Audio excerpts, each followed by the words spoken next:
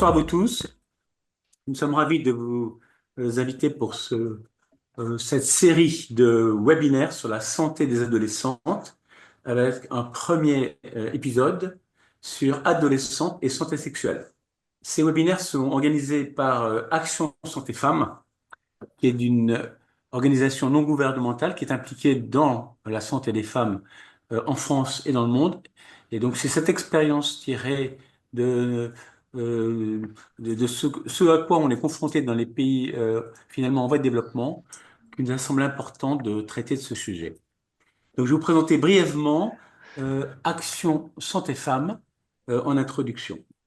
Action Santé Femmes, donc c'est une association humanitaire qui est la plus importante association humanitaire en gynécologie obstétrique, qui regroupe 350 bénévoles, sages-femmes et gynécologues.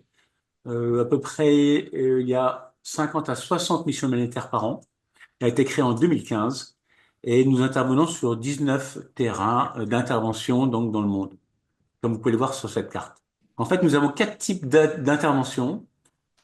Euh, Principalement, je dirais, c'est des actions de formation et d'accompagnement des professionnels de santé dans le domaine de la santé maternelle. Et comme vous le savez, beaucoup de pays, malheureusement, la mortalité maternelle est importante, la morbidité maternelle est importante.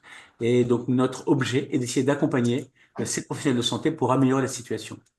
Deuxième domaine d'intervention, c'est la prévention, l'éducation finalement des femmes pour essayer d'améliorer l'accès à la santé. La troisième type d'intervention, c'est l'aide médicale d'urgence, c'est-à-dire lorsqu'il y a une catastrophe, comme lorsqu'il y a eu par exemple le séisme en Turquie, nous sommes partis immédiatement. Lorsqu'il y a eu malheureusement le début de la guerre en Ukraine, nous sommes allés en Pologne, puis en Roumanie sur la frontière pour prendre en charge ces femmes en situation de transfert, de déplacement. Et la quatrième domaine d'intervention, c'est finalement la défense des droits des femmes.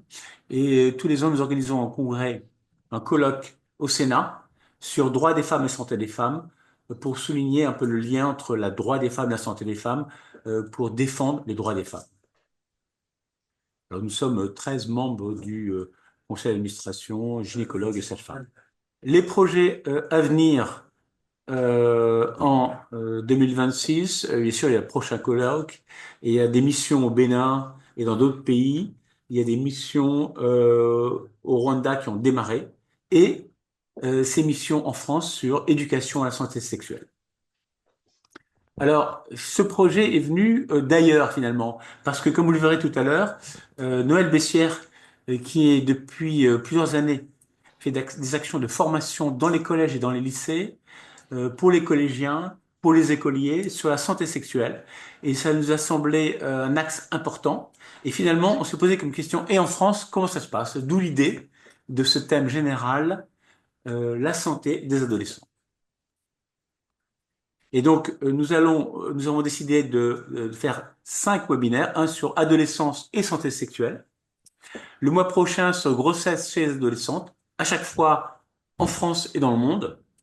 Sur adolescence et image corporelle en France et dans le monde. À titre indicatif, vous savez que l'image des adolescentes est parfois très troublante pour nous adultes. Et dans d'autres pays, l'image corporelle peut aboutir à des catastrophes, comme malheureusement les problèmes d'excision, de mutilation. Donc d'aborder ces différents sujets, ça nous semblait intéressant. Un sujet plus médical sur les pathologies gynécologiques spécifiques de l'adolescente. Et enfin, la question de adolescence et sexe, avec le problème de l'inceste, mais aussi le problème de la pornographie, de l'éducation. Donc voilà nos 5 sujets qui sont traités avant la fin, au cours de l'année 2025. Pour ce webinaire, euh, la modération sera assurée par Johan Chanal, le docteur Johan Chanal, qui est dermatologue à Cochin, mais également onco-dermatologue, donc c'est sa spécialité. Et il a un rôle extrêmement important au niveau de l'hôpital Cochin. Et également, il est responsable de l'unité du CEGID, et il va nous en parler tout à l'heure. Il y a également le docteur Carole Blanc, qui est chef de clinique à l'hôpital à Matete de Trousseau, et qui est administratrice d'Action Santé Femmes, et moi-même, et qui suis donc gynécologue obstétricien à Port-Royal, et également donc professeur à l'université de Paris-Cité et secrétaire général d'Action Santé Femmes. Donc d'emblée, nous allons démarrer ce webinaire avec le docteur Joanne Chanal qui va nous présenter quelle IST chez les adolescentes et la place des CGID dans la prise en charge. Et en bas de l'écran, vous voyez, il y a Q et R. Et donc, vous pouvez poser les questions. Après les deux premiers exposés, on fera une synthèse de ces questions qu'on adressera aux deux conférenciers des deux premières conférences. Merci, Joanne. Merci beaucoup. Merci de m'avoir invité. J'espère que vous voyez bien mes diapos. Effectivement, aujourd'hui, c'est pas ma casquette de cancérologue, évidemment, que je revêt, c'est une casquette de vénérologue, parce que nous, les dermatologues, on s'occupe beaucoup des maladies sexuellement transmissibles, et notamment dans les CGID. Et donc, moi, je travaille au Centre de santé sexuelle de l'Hôtel Dieu à Paris, qui est un CGID. Tac. Alors, on va essayer de passer. Voilà. J'espère que vous voyez bien ma photo. Ce cas clinique d'une patiente que j'avais vue de 15 ans, qui était accompagnée par sa mère en consultation, qui prenait régulièrement des stupéfiants. Elle avait clairement un contexte familial très compliqué. Elle était suivie au CMP. Elle était très renfermée. La consultation était assez difficile. Elle avait déjà eu gonocoque et chlamydia au niveau vaginal. Elle avait déjà fait des poussées d'herpès vulvaire, donc déjà 3 IST. Elle a eu 2 injections de Gardasil 9 et la contraception, on savait pas trop. La photo que je vous ai mise, c'est pas la photo de la patiente, c'est une photo d'une patiente adulte qui m'a autorisé à utiliser sa pathologie à viser, voilà, pour d'apprentissage. Donc, vous voyez, c'est des petites lésions ici, un petit peu papuleuses en dôme. Voilà, je suis quand même dermatologue, donc c'est vrai on aime bien montrer des photos. Ici, ce ne sont pas des condylomes, ici, c'est une pathologie qui s'appelle des molluscum contagiosum. Les molluscum contagiosum, c'est vraiment une IST qui est frontière parce que chez l'enfant, on en voit très régulièrement et ce n'est pas considéré comme une IST, c'est juste lié au contact. Alors que chez les personnes qui ont une vie sexuelle, c'est à considérer comme une maladie sexuellement. Et ici, chez Audrey, ça l'était. Donc finalement, nous, qu'est-ce qu'on peut apporter à Audrey dans la prise en charge dans nos CGID et quelles IST on peut être amené à avoir. Alors juste un rappel d'IST chez les ados. La moyenne d'âge des premiers rapports, peut-être qu'on va vous le redire, c'est 17 ans. 40 à 50% des jeunes disent ne pas avoir utilisé le préservatif lors des derniers rapports qu'ils ont eus. Nous, on a clairement, on le voit très bien, une augmentation mondiale des IST. Ça impacte surtout les jeunes de 15 à 24 ans. Et une IST chez l'ado, c'est pas anodin. C'est quand même plutôt les populations vulnérables, donc les milieux socio-économiques modestes, les minorités ethniques et les minorités sexuelles, les sans-abri, les utilisateurs de drogue ou les enfants dont les parents utilisent des drogues, hein, ou bien les antécédents d'incarcération, et puis évidemment, les violences sexuelles. Alors les CGID, c'est quoi? Les CGID sont des centres d'information, de dépistage et de diagnostic des infections par les virus de l'immunodéficience humaine, donc du VIH, des hépatites et des infections sexuellement transmissibles. C'est une fusion de 2 entités qu'on avait auparavant en France, qui étaient les centres de dépistage anonymes et gratuits et les dispensaires antivénériens. Et donc, ça permet la prévention, le dépistage et le diagnostic et le traitement ambulatoire des IST, mais de manière beaucoup plus globale, la prévention des autres risques liés à la sexualité. Donc, vous voyez que c'est très large dans le cadre d'une approche globale, mais aussi la prescription d'une contraception. Et ça, c'est évidemment très important pour ce qui nous intéresse chez les femmes jeunes. La grande question qu'on avait quand les arrêtés sur les CGID sont parus, c'était est-ce qu'on pouvait traiter les mineurs? Est-ce qu'on avait le droit? Oui, on peut prendre en charge les mineurs sans avoir l'autorisation parentale. On est censé chercher et demander aux mineurs voilà, de demander à ses parents. Évidemment, dans les faits, je vous l'avoue, on le fait pas. C'est-à-dire que si le mineur vient nous voir, on considère que on doit le prendre en charge, l'accompagner. Il est censé être accompagné d'une personne majeure de son choix si jamais il a notamment besoin d'un traitement, par exemple. Ça aussi, c'est évidemment de temps en temps, on le fait pas parce que la vie fait que quand on a une personne mineure devant soi et qui est en grande difficulté, et ben on va prendre sur nous et puis on va le traiter. Alors si on reprend un petit peu les différentes IST, donc chlamydia, trachomatis, on peut pas ne pas faire un topo sur les IST chez l'adolescente sans parler de chlamydia évidemment. C'est responsable de pas mal de trucs, hein, chlamydia, et les sérotypes D et K, ce sont ceux qui vont nous intéresser chez la femme. Et quand on regarde l'épidémiologie de chlamydia, vous voyez elle augmente en fait au fur et à mesure du temps. Il y a un petit censoring pendant le Covid où il y a eu une petite baisse, mais clairement c'est reparti à la hausse et c'est l'une des IST qu'on voit le plus fréquemment chez les patientes jeunes. Et vous voyez, on regarde un petit peu l'histogramme, hein, c'est les 15-19 ans sont quand même assez touchés. Ça, c'est au niveau européen. Vous voyez que la France est grisée parce qu'en France, on n'est pas très bon sur l'épidémiologie de manière globale et l'épidémiologie des IST en particulier. On sait que la durée moyenne de l'infection chez la femme, c'est 1,4 ans. Et on sait que le taux de réinfection pardon, chez les 15-19 ans, c'est 14,9% versus 8,5%. Donc une jeune adolescente qui a le chlamydia est à très haut risque en fait de rencontrer à nouveau le chlamydia à un moment dans sa vie, avec un risque d'infection génitale haute et de syndrome douloureux pelvien, et puis évidemment un risque pour la fertilité. Quand on regarde au niveau de nos Cégides, chez les moins de 20 ans, alors le problème des études, c'est que chez les mineurs, on a très très peu de choses, parce que normalement, pour faire une étude chez les mineurs, il nous faut l'autorisation parentale, ou en tout cas des dérogations des centres d'éthique, qu'on a un petit peu de mal à avoir. Alors c'est pour protéger les patientes et les patients, on le comprend bien, mais dans les faits, ça nous aide pas beaucoup hein, pour orienter nos campagnes de dépistage et de prévention. Mais quand on regarde les moins de 20 ans en bulk, vous voyez que c'est l'un des catégories, l'une des catégories d'âge où on a le plus haut taux d'infection à chlamydia, hein, avec un taux de plus de 8%. Donc clairement, encore une fois, un taux élevé, nous, dans nos Cégides, mais c'est parce qu'on a une population particulière sans doute, mais qu'il est important de prendre en compte, et puis un taux de réinfection, un risque de réinfection très élevé. C'est pour ça qu'il y a des recommandations chlamydia trachomatis HS 2018, voilà, qui disent qu'il faut faire un dépistage opportuniste. Donc dès qu'on a l'opportunité de faire un dépistage, et c'est ce qu'on fait dans les Cégides, c'est pour ça qu'on le propose et c'est pour ça qu'on est là dès 15 ans.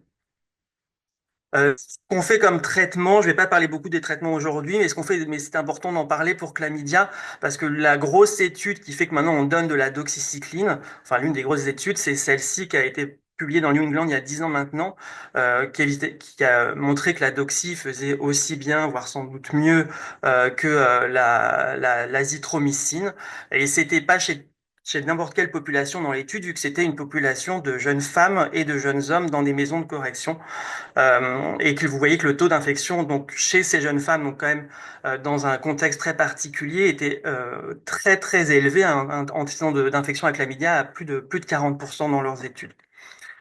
Si on regarde le gonocoque maintenant, qui est l'une des autres IST, grandes IST qu'on voit, c'est la première cause d'urétrite symptomatique chez l'homme, mais on la voit évidemment aussi chez la femme. C'est aussi dans les 15-19 ans, aussi bien les hommes que les femmes au niveau européen. Là aussi, ça augmente sur toutes les populations, les hommes, les femmes, les hommes hétéros, les hommes qui ont des rapports sexuels avec les hommes. Nous, on avait regardé une petite étude sur chez les gonocoques dans notre Cégide à l'Hôtel Dieu, les gonocoques chez les femmes, et clairement, ça augmente aussi, et ça augmente le plus chez les jeunes femmes. Alors, pareil, on a un petit souci au niveau éthique pour regarder chez les mineurs, mais clairement, c'était chez les femmes jeunes que ça ressortait le plus. Et c'est pas n'importe quelle patiente, hein, c'est des patientes qui ont plus volontiers des antécédents de violence physique dans 20% des cas, des patientes migrantes, une utilisation du préservatif qui est très faible à 20%, et puis aussi des situations de prostitution dans presque 10%. Donc vous voyez que le gonocoque chez une femme, c'est pas anodin, et notamment chez une jeune femme, il va aller falloir, et c'est notre but dans les Cégides, un petit peu voir ce qui se passe chez femmes et si elles ont des difficultés qu'on pourrait aider à prendre en charge. Là aussi, clairement, on a une évolution du gonocoque qui est absolument majeure. En France, ça, c'est une étude française, et c'est une augmentation nette chez la jeune femme, et ça ne fait encore qu'augmenter, hein. Et pareil, dans les Cégides, quand on regarde sur le sous-groupe moins de 20 ans, c'est le sous-groupe, certes, c'est peu, hein, un pourcentage de positivité qui est faible, hein, à 2%, mais ça reste le sous-groupe le plus atteint, les moins de 20 ans, par le gonocoque dans nos Cégides. Ah, donc encore une fois, un gonocoque, ce n'est pas anodin chez la femme et c'est vraiment à prendre en compte dans nos Cégides. En pratique, évidemment, on fait un dépistage qui est biplex, hein, qui fait gonocoque et chlamydia toujours. Au niveau génital, on propose des autoprélèvements vaginaux aux jeunes femmes. Les sites gorge et anus, on pourra en discuter parce que c'est très compliqué et tout le monde n'est pas d'accord sur ce qu'on doit faire. Pour la syphilis, ça c'est juste pour vous rappeler qu'il y a trois stades de la syphilis. La syphilis aussi augmente. Alors c'est surtout sur les homosexuels masculins, donc on va assez peu parler des femmes. Et pourtant, il faut vraiment en parler. Pourquoi? Vous voyez, on se dirait bah c'est bon. En 2018, les taux chez les jeunes femmes c'est très très faible. Vraiment, c'est jamais zéro, hein, donc c'est déjà pas bien. Par contre, là, ce qu'on voit apparaître aux États-Unis, c'est une augmentation majeure des syphilis materno-fétales et qui touche surtout les moins de 20 ans et les jeunes femmes de moins de 20 ans. Donc, on se pose la question, est-ce que ça va nous arriver aussi en Europe, cette augmentation de la syphilis, pardon. C'est moi qui ai fait une bêtise. Cette augmentation de la syphilis chez les jeunes femmes. Et c'est quelque chose qui est très très monitoré. Je fais aussi partie du Centre national de référence de la syphilis et c'est quelque chose qui nous fait très très peur, qui nous fait très peur dans France métropolitaine, mais aussi dans les territoires ultramarins comme la Guyane où il y a aussi beaucoup de syphilis congénitale avec des syphilis qui atteignent les patientes particulièrement jeunes. Typiquement pour Audrey, qu'est-ce qu'on fait dans notre Cégide? On va remettre à jour son bilan des maladies sexuellement transmissibles. Elle n'était pas vaccinée contre l'hépatite B et l'hépatite A et on l'a vaccinée. Je ne l'ai pas noté, mais on l'a aussi vaccinée contre le monkeypox, il se trouve. Elle avait déjà un suivi au CMP. On a proposé quelque chose d'un peu plus sexologie dans le Cégide. On a une consultation qu'une sage-femme pour avoir une contraception adaptée. Et puis on lui a aussi proposé la PrEP qu'elle a refusé de prendre. On l'a aussi orientée vers des associations. Et puis à l'Hôtel Dieu, on a un super espace qui travaille de manière extraordinaire avec les jeunes, qui s'appelle l'espace Santé Jeune. Donc juste pour vous dire, les CJ d'un, vous voyez, nous on est une fusion à l'Hôtel Dieu entre la PHP et la mairie de Paris. Et vous voyez qu'on a pas mal de missions et surtout on a un CPF, un centre de planning familial dans le CJ et ça nous aide beaucoup pour tout ce qui est prévention. On a des sexologues, des assistantes sociales, des sages-femmes, des médecins, le CNR, un labo de microbio, la gynécologie. Enfin tout ça nous aide à prendre en charge nos patientes et notamment nos jeunes patientes. Pour le VIH, cette alerte, alors vous voyez qu'il y a des courbes qui montent et des courbes qui descendent. Le problème que l'une des courbes, vous voyez bleu foncé qui monte, c'est la femme hétérosexuelle née à l'étranger, où clairement on a une augmentation du taux de séropositivité par le VIH, et ça on le voit dans nos Cégides vraiment, et c'est surtout les patientes jeunes. On n'a pas le détail sur les âges, alors c'est sans doute pas évidemment et heureusement les 15-20 ans, mais clairement à partir de 20 ans il se passe quelque chose, et c'est quelque chose sur lequel on travaille beaucoup dans ces populations. Est-ce qu'on peut prescrire la PrEP en Cégide? Oui, c'est ce qu'on fait. On la prescrit et pareil, normalement, l'ado doit demander, enfin, on doit chercher à avoir l'accord des parents, mais si c'est pas possible, l'ado peut venir accompagné du majeur de son choix.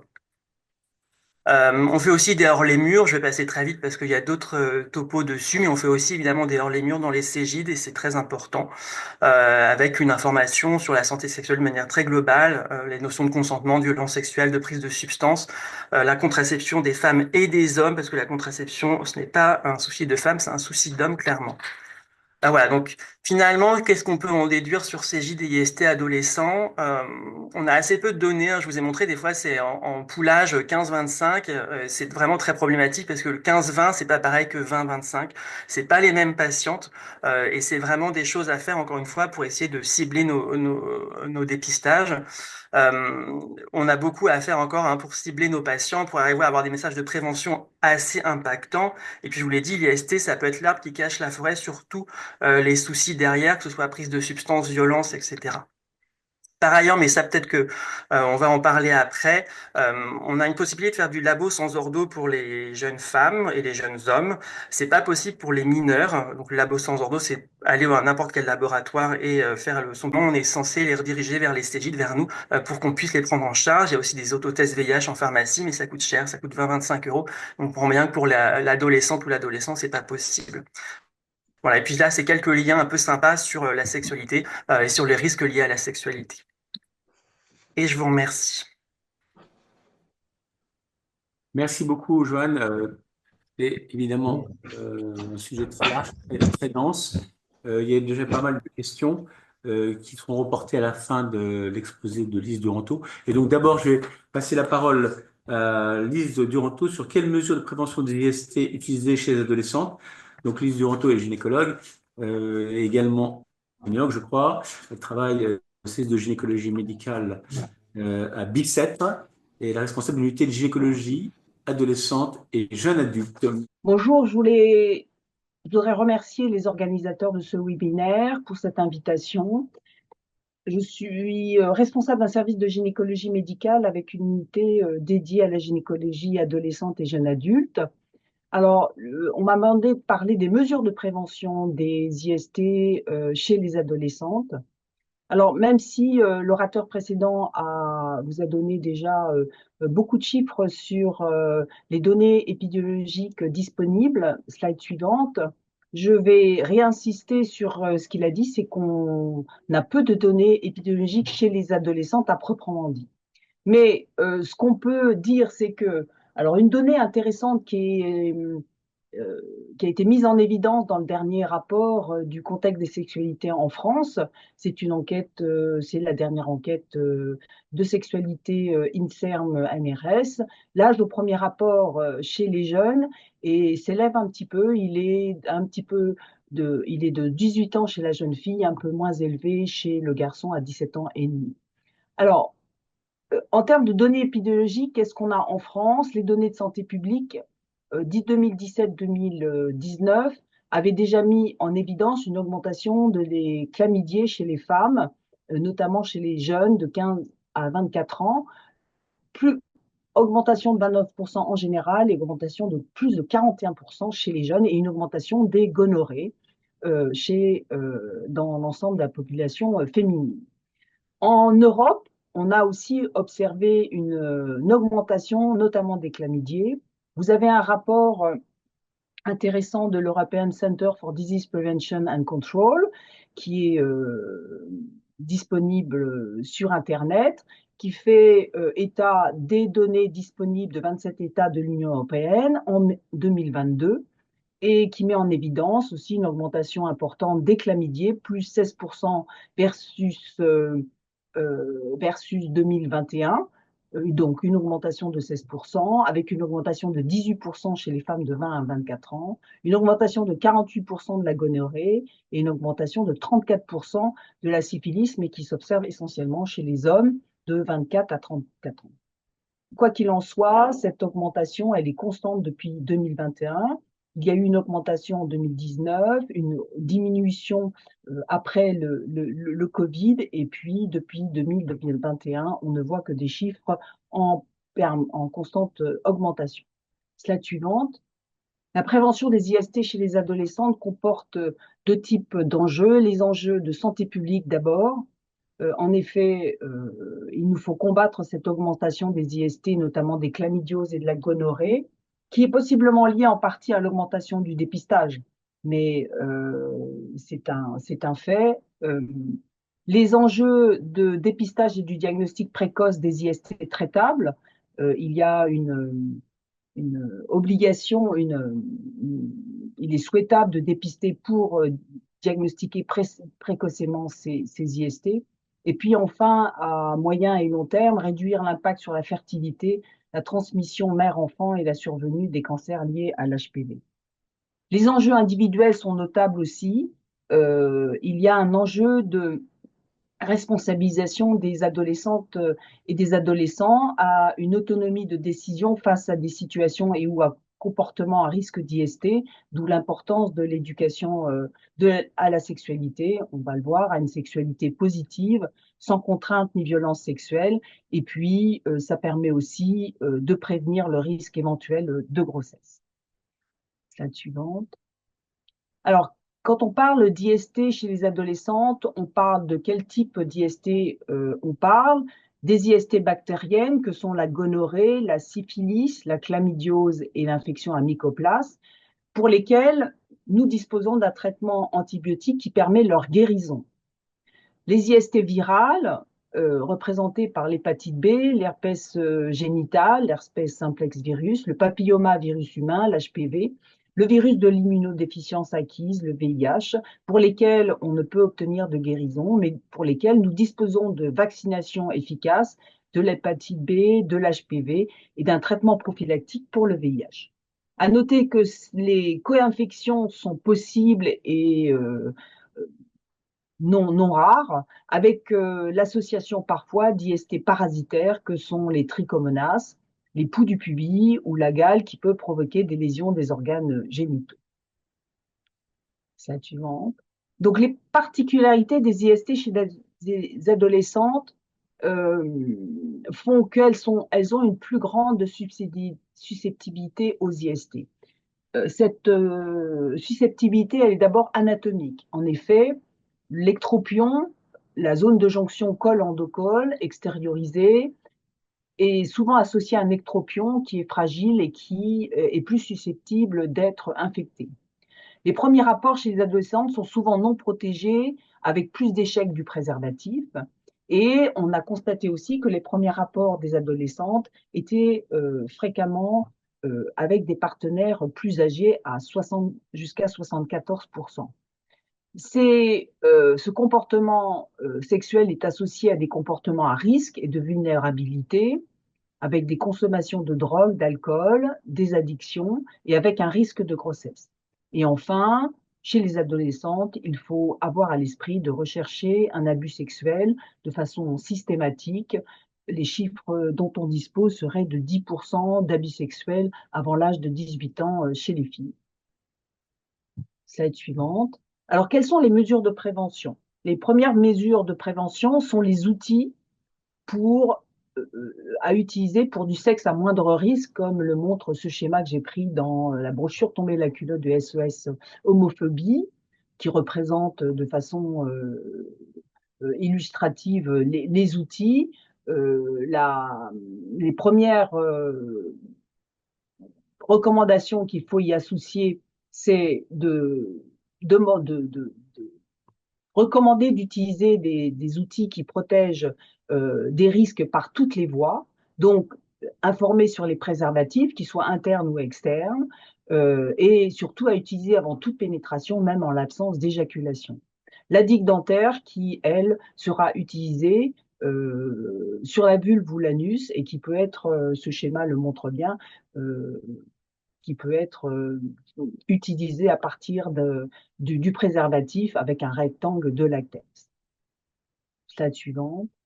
Les deuxièmes mesures de prévention sont la vaccination ou la PrEP, la prophylaxie pré-exposition. Nous disposons de vaccinations pour l'hépatite B et l'HPV efficaces qui doivent être réalisées avant le début de la vie sexuelle.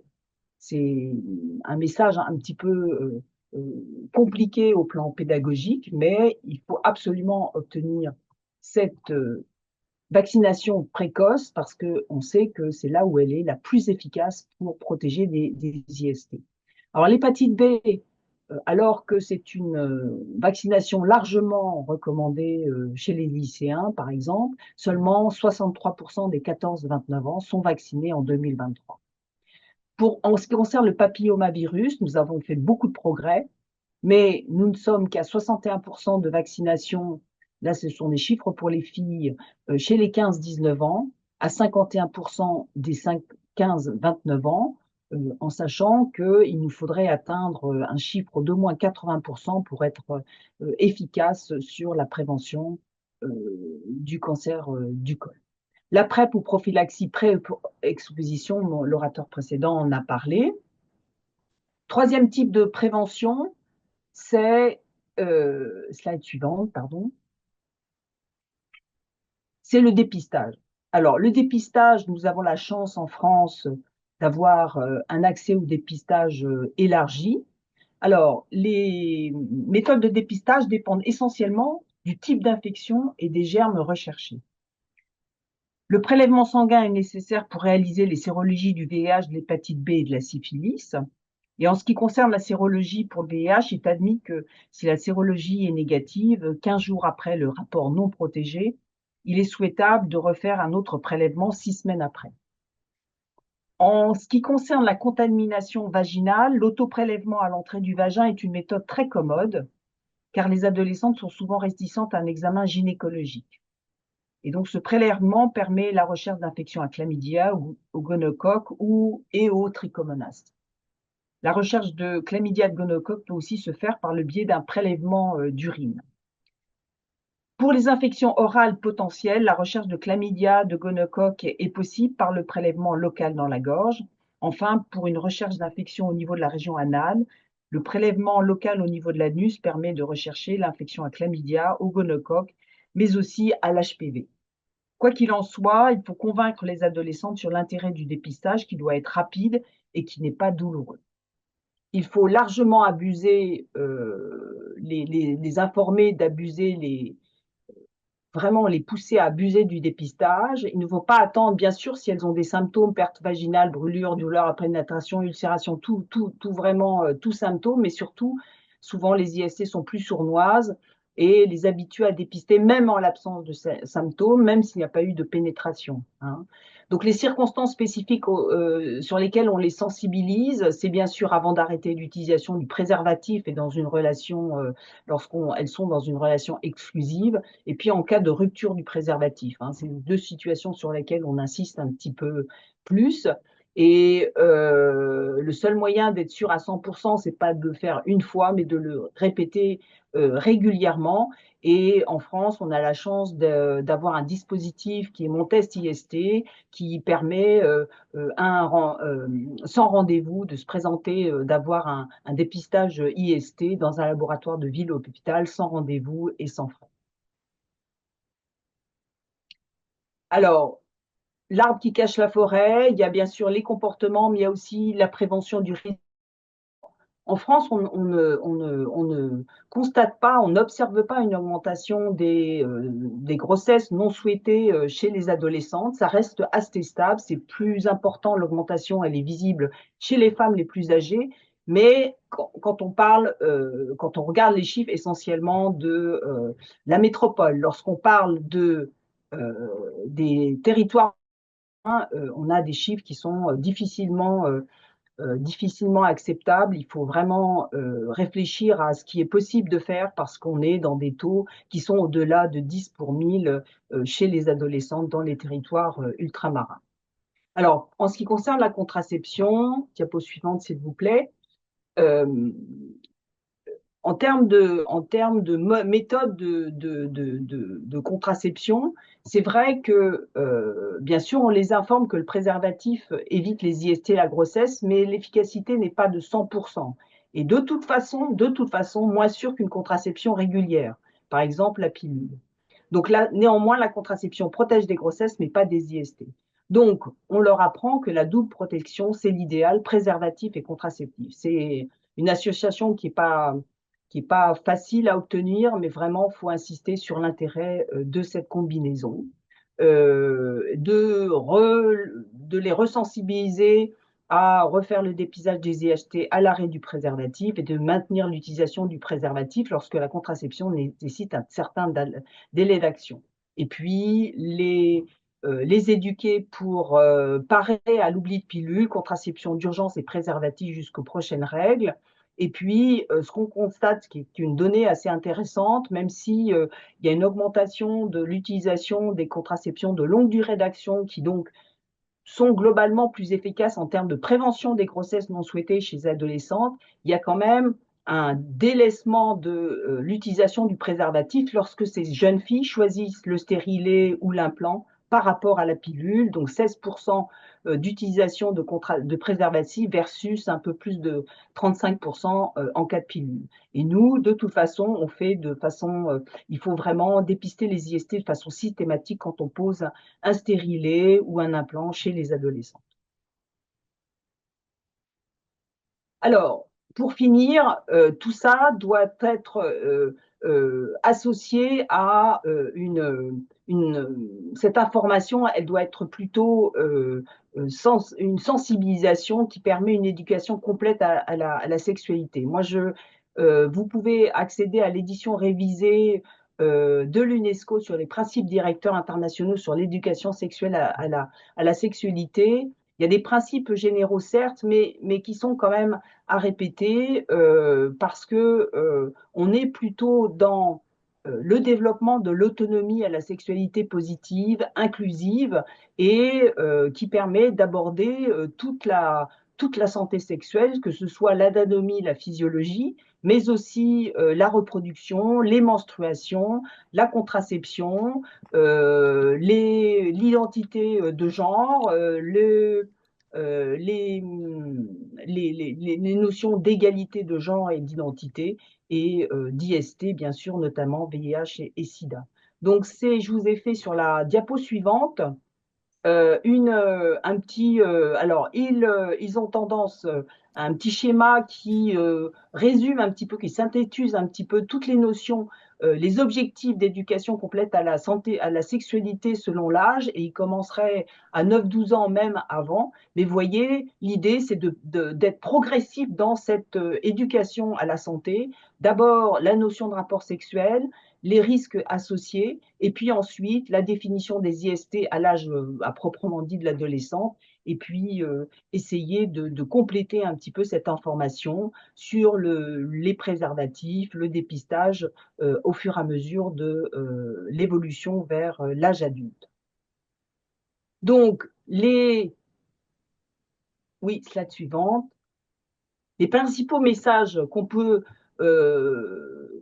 essayer de retenir de cette sensibilisation des adolescentes aux mesures de prévention des IST, c'est d'abord le premier message, voilà, renforcer l'utilisation bien sûr du préservatif, qui doit devenir un accessoire du quotidien dans toutes les situations de rapport sexuel, c'est ça aussi qu'il faut répéter. Ensuite, recommander de dépister régulièrement, même en l'absence de symptômes, en usant du dépistage facilité dans notre pays. De former à prévenir le risque de grossesse, utilisation de la contraception d'urgence et ou de la contraception régulière, et de prévenir le risque de contamination par le VIH. Rechercher les abus pour les professionnels, quels qu'ils soient, ou les acteurs de première ligne, toujours rechercher les abus et violences sexuelles en cas d'IST chez l'adolescente. Développer l'autonomie de décision et de soins par l'éducation à la santé. Le but de l'objectif est d'obtenir l'auto-soin, et dans ce sens, favoriser aussi pour obtenir ce développement de façon idéale et adaptée à l'âge, faciliter le développement d'outils numériques et d'accès alternatifs à la médicalisation, parce que la médicalisation est probablement une limite du développement et de l'information et de cette éducation. Merci de votre attention.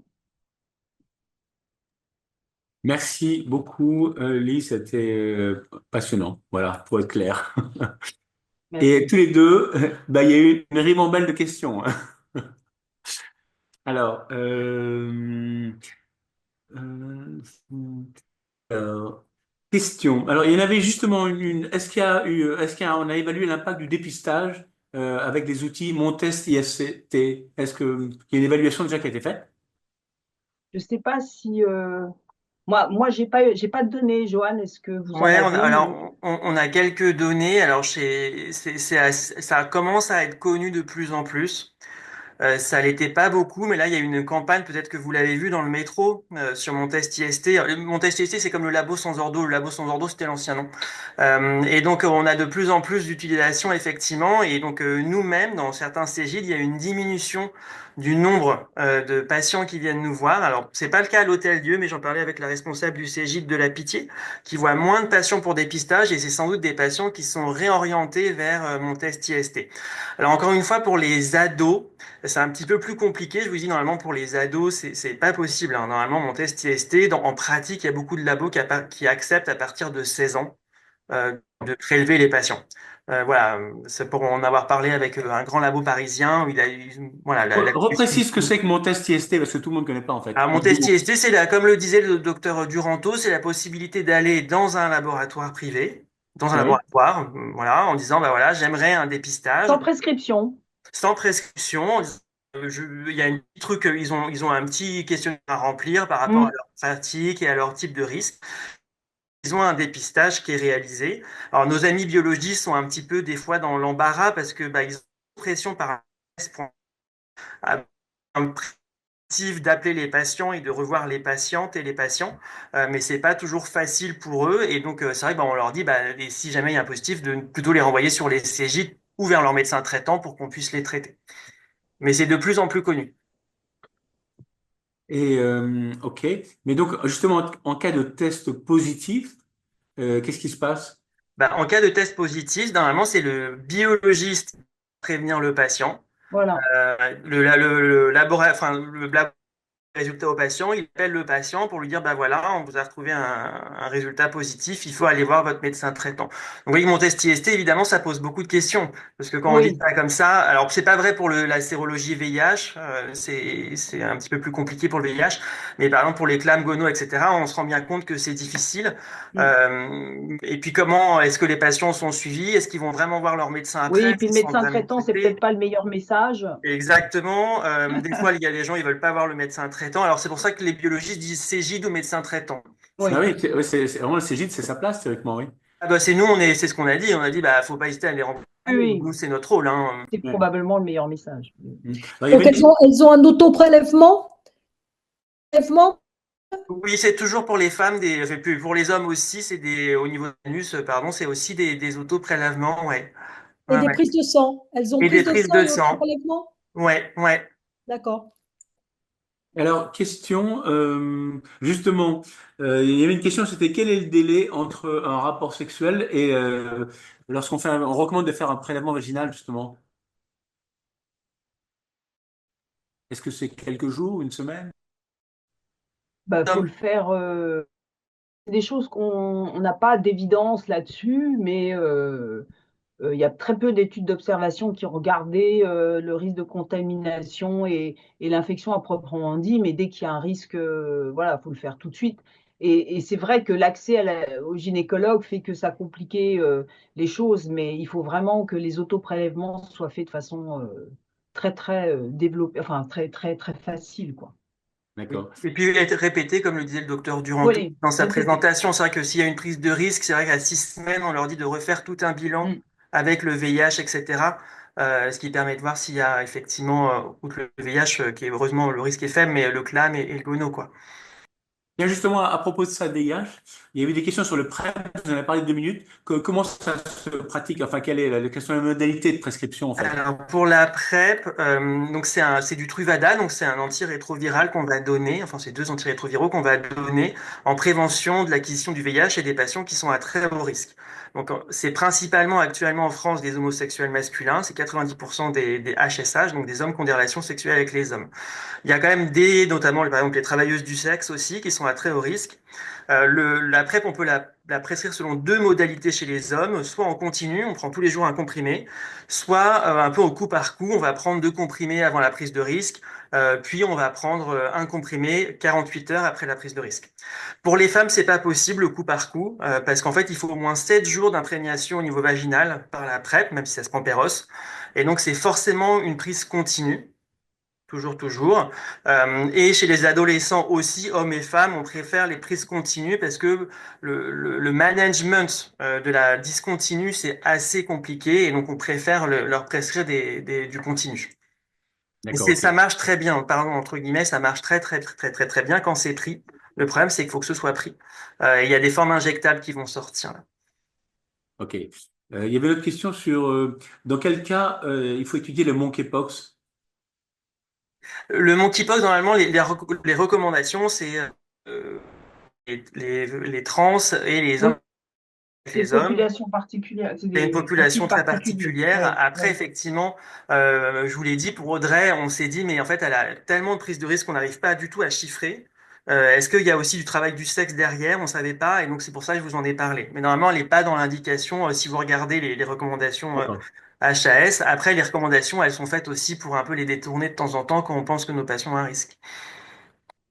Euh, c'est une question sur quel est l'apport de la vaccination Exion? Est-ce que ça modifie un peu les recommandations, les rappels pour l'hépatite B? Je pense qu'il y a le professeur Launay qui est là, parce que moi, je ne sais pas. Ah, Moi d'accord. non Bon, plus. on lui posera la question à ce moment-là. D'accord, ok. Mm. Et alors, Enfin, oui, donc je trouve que c'est très intéressant cette classification 9-12 ans, 12-15 ans, plus de 15 ans. Oui, Euh, moi aussi. mais moi, je sais qu'au Canada, il y avait des actions au primaire, mais très tôt, sur le corps, sur ton corps Oui, t'appartient, comment dire le non, consentement, le consentement, voilà. voilà, je suis Donc ça n'a pas du d'accord. tout inclus cette dimension-là. Oui, oui. Mais moi, je suis d'accord qu'il faut essayer de commencer tôt. Après, on a quand même une loi qui, normalement, doit inclure l'éducation à la sexualité collège et lycée. Donc, c'est pour ça que j'ai mis un petit peu ce qui correspondait à collège et lycée. Voilà, moi, ce que je trouve intéressant aussi, c'est la progression, pas vouloir donner toute l'information en même temps Ouais, c'est bien. voilà, qu'ils soient capables d'intégrer ça par étapes. Euh, enfin, une petite question, c'est finalement, vous avez montré presque tous les deux qu'il y avait une augmentation finalement des IST. Oui, oui, oui, ça c'est toutes les données, même si elles Ouais. sont imparfaites, les données, voilà. Alors Et, après, je ne sais pas ce que pense Joanne sur l'effet dépistage. Est-ce qu'il est quoi quel est l'impact, le ratio de l'effet dépistage? Eh ben, on le connaît pas. C'est une vraie question qu'on a tous parce que quand on fait du dépistage, on se dit mais est-ce que ce qu'on fait, ça sert vraiment à quelque chose? Est-ce Oui, que ça a une utilité vraiment en santé publique, outre que l'effet individuel? C'est pas montré, hein, ce que tout notre travail qu'on fait, donc faut être très humble. Parce qu'effectivement, on ne sait pas. Après, oui, il y a un effet dépistage. Oui, on dépiste sans doute. La grande question en ce moment au niveau des internationales, notamment nos amis nordiques, c'est est-ce qu'on dépiste pas trop? Pourquoi ils hmm, disent ça? Parce qu'on donne beaucoup d'antibiotiques. Je parle notamment des populations HSH. et Et qu'il y a des donc résistances. et on a Hmm, des germes avec extrêmement de hmm, résistance. On vous a pas parlé du Mycoplasma genitalium, mais qui est un germe là qui est résistant au macrolide et au fluoroquinolone. Le gonocoque, c'est vraiment le gold standard du germe qui peut acquérir des résistances à tout. À chaque fois on lui présente un antibio, il devient résistant. Et donc là, on a des germes qui ont atteint des très hauts taux de résistance, y compris en Europe. Et donc, par exemple, il y avait aussi une question sur les dépistages gorge systématiques ou anus. Et ben, par exemple, nos collègues là dans le Nord, les copains belges, ils ne dépistent plus dans la gorge. En disant, de toute façon, on va trouver des trucs, on ne sait pas trop ce que ça va faire. Il y a une clairance possiblement spontanée, donc ils dépistent plus actuellement. ok. Donc, il faut vraiment insister sur les mesures de prévention de contamination, parce qu'on on est aussi très embêté par les réinfestations. Voilà, on les traite, elles reviennent 3 mois après, et voilà, c'est vraiment très difficile à gérer. Bon, mais écoutez, Et c'est comme beaucoup vous avez d'informations. une population un peu particulière, est-ce qu'on ne peut pas penser que ça augmente dans la population qui vous consulte? Est-ce que c'est vraiment une augmentation dans la population générale? Oui, c'est ce que je disais. C'est peut-être lié au dépistage, au Ah Cégide. oui. On a une consultation de gynécologie un peu tout venant, donc, et on constate hein, l'augmentation et la difficulté de les traiter correctement avec des réinfestations. Donc, c'est pas seulement celles qui consultent en centre de santé sexuelle. Non, je pense aussi qu'il y a quand même une augmentation globale, hein. Ouais, personnellement. Bon, écoutez, je pense on reviendra un petit peu sur ces différents sujets. Mais c'est vrai que la prévention est un élément capital, essentiel. Et il y aura deux, trois interventions. Et dans la prévention, il y a la vaccination. Donc, je passe la parole à Joanne Chanal pour présenter une personne qui n'est pas à présenter, qui est Odile Lenné. Donc effectivement, je pensais que Madame Launay parlait plus tard, mais comme finalement elle est là, donc effectivement le professeur Launay, moi je suis hyper content de l'écouter parce que c'est toujours super quand on l'entend. Le professeur Launay est infectiologue, elle est responsable du centre d'investigation clinique et de vaccinologie de l'hôpital Cochin et elle est responsable de IREVAC, donc qui est le réseau d'études de la vaccination sur l'ensemble du territoire et elle a une implication au quotidien dans la promotion scientifique hein, de la vaccination. Bah, merci beaucoup, Johan, merci, Jean, pour cette invitation. Voilà, donc le sujet qui m'a été demandé, c'est où en est-on de la vaccination HPV en France et dans le monde. Donc, je vais essayer de traiter ce sujet en 15 minutes, ce qui est quand même assez court. Donc, la première diapositive. Donc, je voulais repartir un petit peu des données épidémiologiques. Donc, en fait, 12% des cancers sont des cancers induits par des agents infectieux. Donc, ça veut dire que si on avait des vaccins pour l'ensemble de ces agents infectieux, on pourrait réduire de 12% la survenue des cancers. Alors, il y a diverses causes, mais en fait, la plupart de ces cancers liés à des infections sont d'origine virale, puisque c'est 64% des cancers attribuables à une infection qui sont liés à des virus. La suivante. Et donc, si on regarde aujourd'hui les vaccins disponibles, je vois que la diapo a sauté. En fait, on a deux vaccins qui préviennent du cancer. On a l'hépatite B, qui est un vaccin très ancien, mais qui en fait prévient l'hépatocarcinome. Et puis, on a le vaccin contre les papillomavirus dont je vais parler. Pour faire très vite, ce papillomavirus, c'est un virus qu'on connaît maintenant depuis longtemps, hein, les années 40. Et son rôle dans la genèse du cancer du col de l'utérus, il a été mis en évidence en 83, ce qui a en fait valu le prix Nobel de médecine à son découvreur. Alors, il y a beaucoup de génotypes, mais 12 des génotypes sont oncogènes et 5 cancers au total sont HPV induits. C'est quasiment 100% des cancers du col de l'utérus et on verra que c'est pour ça qu'on peut aujourd'hui imaginer qu'un jour on éliminera le cancer du col de l'utérus. En France, c'est 1000 morts par an de cancer du col et le premier vaccin, il a été autorisé il y a maintenant presque 20 ans. La suivante. Les infections HPV, donc c'est les IST virales les plus fréquentes, c'est 3/4 de la population, que ce soit l'homme ou la femme, qui va être infecté au cours de la vie. C'est un virus qui est extrêmement contagieux et le risque de transmission lors d'un rapport sexuel est évalué à peu près à 40%. L'infection, elle est très précoce au cours de la vie, avec un pic entre 15 et 25 ans chez la femme, ce qui justifie de façon tout à fait claire de vacciner le plus précocement possible les jeunes filles et les jeunes garçons maintenant. La suivante. Alors, la problématique, et je vais d'emblée démarrer aussi par une vision internationale, c'est la grande inégalité qui existe autour du monde, puisque comme vous le voyez, ce sont les pays à plus faible niveau de revenus, donc qui vont être les moins capables de pouvoir accéder aux vaccins, qui ont la plus forte prévalence des infections à HPV, et c'est sûrement aujourd'hui un challenge pour les années qui viennent. La suivante. Alors, le principe de la vaccination, il est très simple. On administre donc par voie parentérale la protéine d'enveloppe du HPV ou des HPV. Cette protéine d'enveloppe, elle est produite par génie génétique, donc on administre juste la protéine d'enveloppe et elle va être capable, cette protéine qui est produite dans des quantités extrêmement importantes, de passer la barrière génitale, mais pas que génitale, hein, puisqu'on parle aussi du HPV dans d'autres lésions et en particulier dans les cancers ORL maintenant.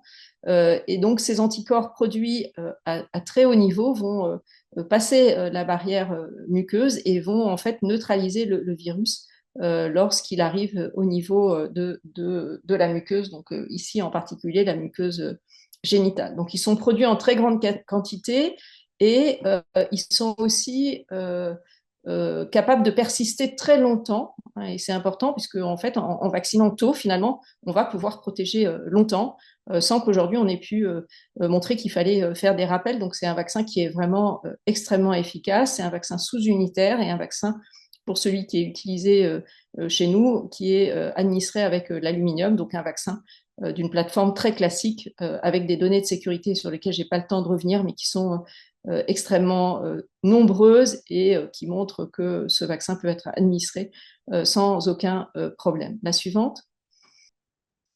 Je passe là-dessus parce qu'on n'a pas beaucoup de temps, juste pour rappeler que c'est un vaccin donc sous-unitaire et peut-être dire un tout petit mot qui est que pour expliquer en fait cette très bonne immunogénicité, en fait cette protéine d'enveloppe du virus va être capable, lorsqu'elle est produite, de s'auto-assembler. Donc c'est ce qu'on appelle les vaccins virus-like particules. Donc on va avoir comme une particule virale, sauf qu'il n'y aura pas de matériel génétique à l'intérieur de cette particule, mais le système immunitaire va reconnaître cette protéine L1 comme si c'était le virus lui-même. On a exactement la même chose avec la vaccination hépatite B et l'antigène HBS. La suivante. Alors, les vaccins ont évolué au cours du temps. Donc, les vaccins qui ont été produits étaient des vaccins soit bivalents, et ça, c'était les vaccins développés par GSK qui protégeaient contre les principaux virus oncogènes, les génotypes 16 et 18, et le vaccin qui était produit par Merck ajoutait deux génotypes, pardon, les 6 et 11, qui, eux, sont les plus souvent en cause dans les condylomes génitaux. Puis, le vaccin qu'on peut appeler de deuxième arrivé dans un deuxième temps et comporte maintenant 5 génotypes additionnels.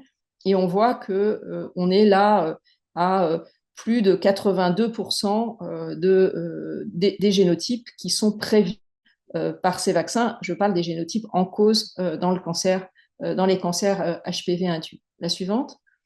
Donc tout ça, c'est pas très nouveau. Maintenant, je vais parler en fait de comment on peut évaluer les bénéfices de la vaccination HPV. Et ça, je pense que c'est vraiment très important parce qu'en fait, on va avoir progressivement d'abord une diminution des infections HPV dues aux génotypes vaccinaux qui vont diminuer dans leur circulation. Et c'est ce qui a été vu en premier lors de la mise en place des campagnes de vaccination. Puis on va avoir progressivement une diminution des condylomes, puis une diminution des lésions précancéreuses, et puis enfin, plusieurs décennies, globalement 20 ans après, on va avoir une diminution des cancers du col de l'utérus, les vaccins ayant eu une autorisation de mise sur le marché uniquement sur un critère d'évaluation qui était la protection vis-à-vis des CIN 2 et 3, ayant fait l'hypothèse que en réduisant et en protégeant contre l'infection et contre la survenue de ces infections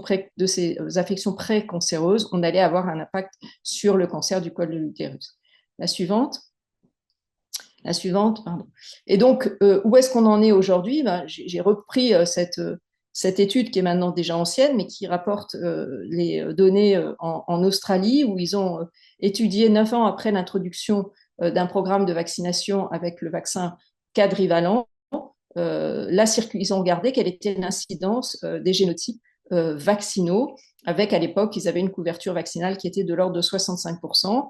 Et ce que vous voyez sur ce schéma à droite de la diapositive, c'est qu'il y a une quasi-disparition des génotypes vaccinaux, donc 6, 11, 16 et 18. Ils ont regardé bien sûr comment évoluaient les génotypes vaccin pour être sûr qu'il n'y avait pas un biais, une explication haute qui pouvait expliquer cette disparition des génotypes vaccinaux. Eh bien non, il n'y avait rien sur les autres génotypes, mais c'était bien l'impact de cette vaccination qui permettait d'expliquer la disparition de la circulation des HPV.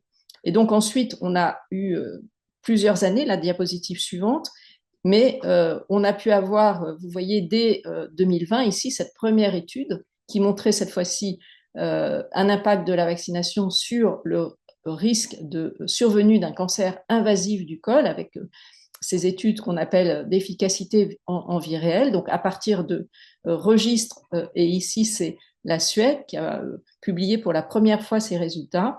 Ils ont regardé donc sur l'ensemble de la population des jeunes femmes suédoises quelle était l'incidence des cancers du col invasif entre les femmes qui avaient été préalablement vaccinées et celles qui ne l'avaient pas été.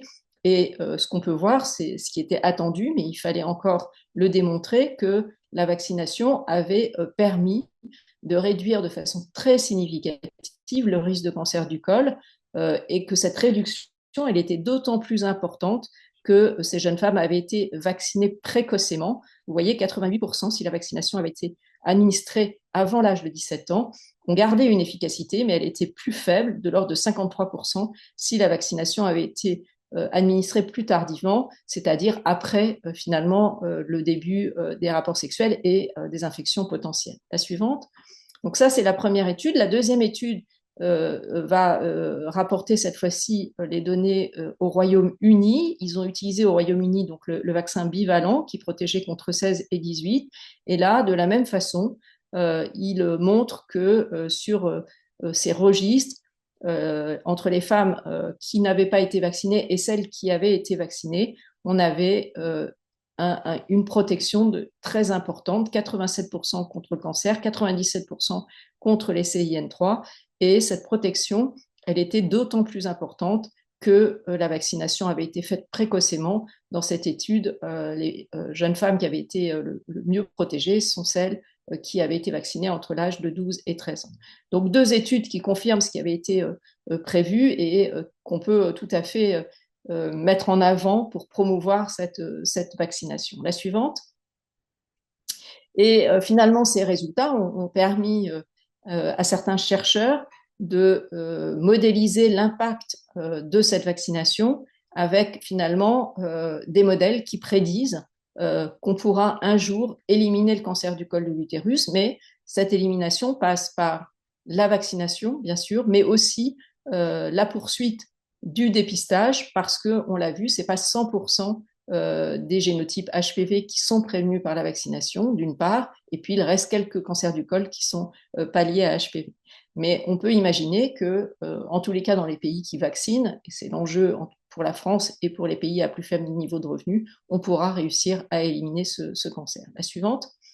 Alors, les perspectives au niveau européen, je vous ai remis ici la prise de position de l'OMS pour éliminer le cancer du col de l'utérus dans la région européenne, donc 2022-2030.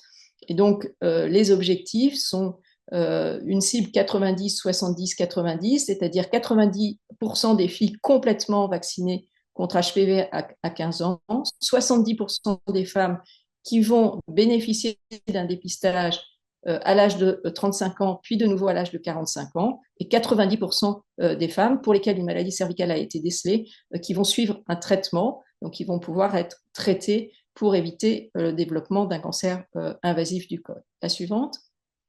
Alors, où on en est en France de cette couverture vaccinale, les nouvelles sont plutôt un peu moins mauvaises que ce qu'on a donné pendant très longtemps.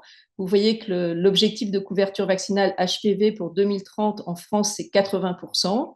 Ce qu'on peut voir sur cette diapositive, c'est qu'il y a eu, à partir de 2023, et ça arrive au moment de la vaccination dans les collèges, pas uniquement lié au fait qu'on a vacciné dans les collèges, mais à mon sens plutôt parce qu'il y a eu beaucoup de communication autour de cette vaccination à l'occasion de la vaccination dans les collèges, avec des courriers qui ont été envoyés aux parents, avec des communications auprès des collégiens qui ont permis de faire monter cette couverture vaccinale. On était à 54,6% à la fin de 2023 et 2024, on est à presque 60%. Donc, c'est une augmentation vraiment très importante de cette couverture vaccinale. On est ici à la couverture vaccinale une dose. Donc, vous le savez, la vaccination à l'école se poursuit.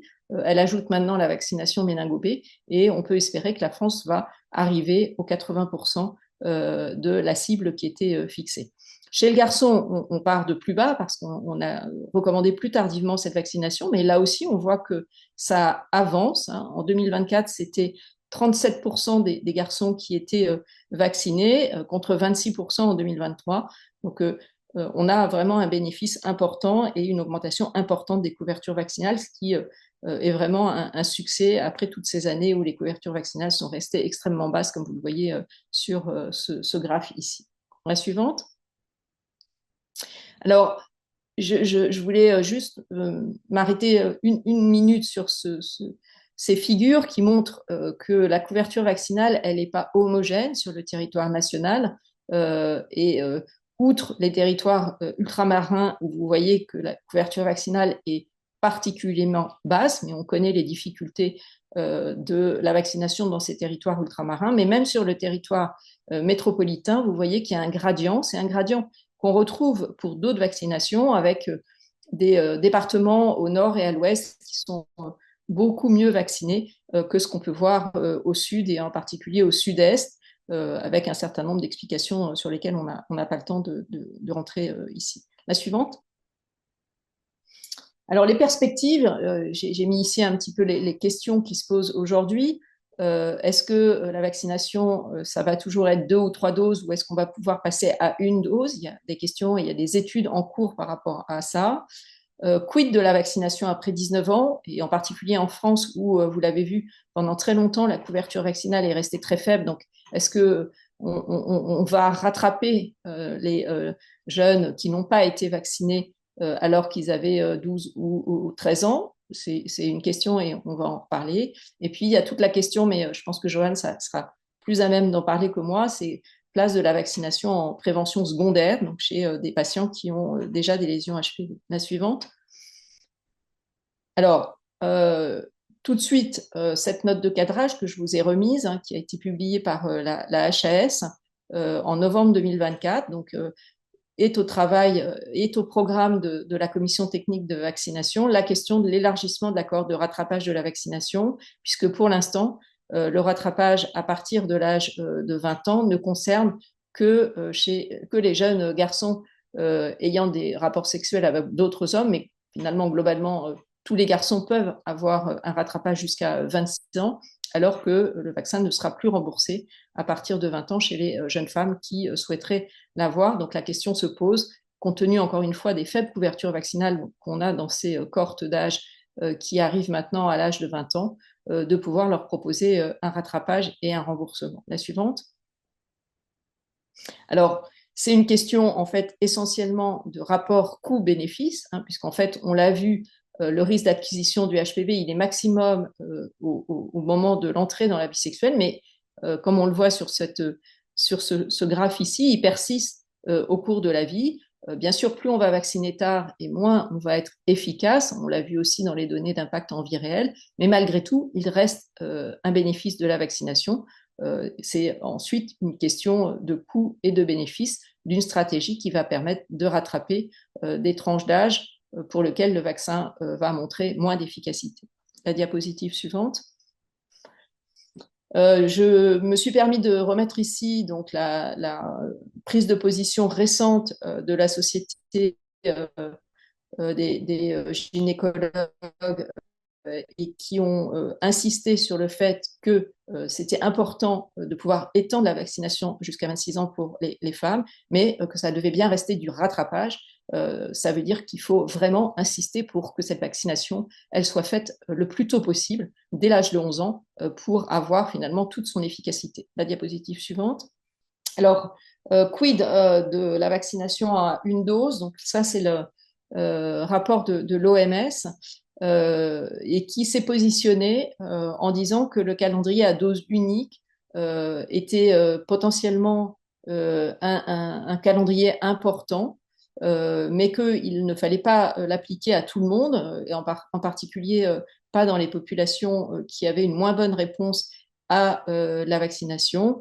Et puis, ils ont beaucoup insisté sur le fait que ça devrait permettre, si on pouvait vacciner avec une seule dose, d'augmenter la couverture vaccinale parce que ça peut parfois être un frein à la vaccination si on pense quand on vaccine une jeune fille ou un jeune homme qu'on n'aura pas la possibilité de faire la deuxième dose. Donc ils se sont positionnés en disant que outre les populations immunodéprimées où là il fallait pouvoir faire le nombre de doses nécessaires, en population générale, c'était une stratégie qui paraissait intéressante, d'autant qu'ils avaient noté une baisse de la couverture vaccinale entre 2019 et 2021, en partie liée au Covid, mais pas que, et que vraiment il fallait insister sur cette vaccination HPV dans les pays à plus faible niveau de revenu. La suivante. Voilà, donc un peu rapide, mais en 15 minutes, c'était pas très facile.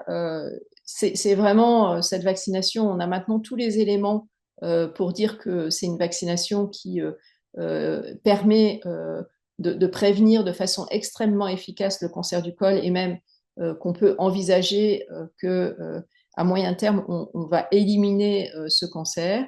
Mais ça nécessite des couvertures vaccinales élevées chez les filles et chez les garçons, avec chez les garçons une protection individuelle. On n'a pas eu le temps de parler ici, mais il y a aussi des cancers génitaux chez les garçons et des cancers ORL hein, qui maintenant sont de plus en plus souvent liés à HPV. Donc cette protection, elle va être à la fois individuelle et bien sûr collective, en facilitant l'accès à la vaccination. Je crois que la vaccination scolaire, c'est vraiment une bonne chose, mais aussi dans les pays à plus faible niveau de revenus, enjeu important puisque c'est eux qui sont les plus touchés.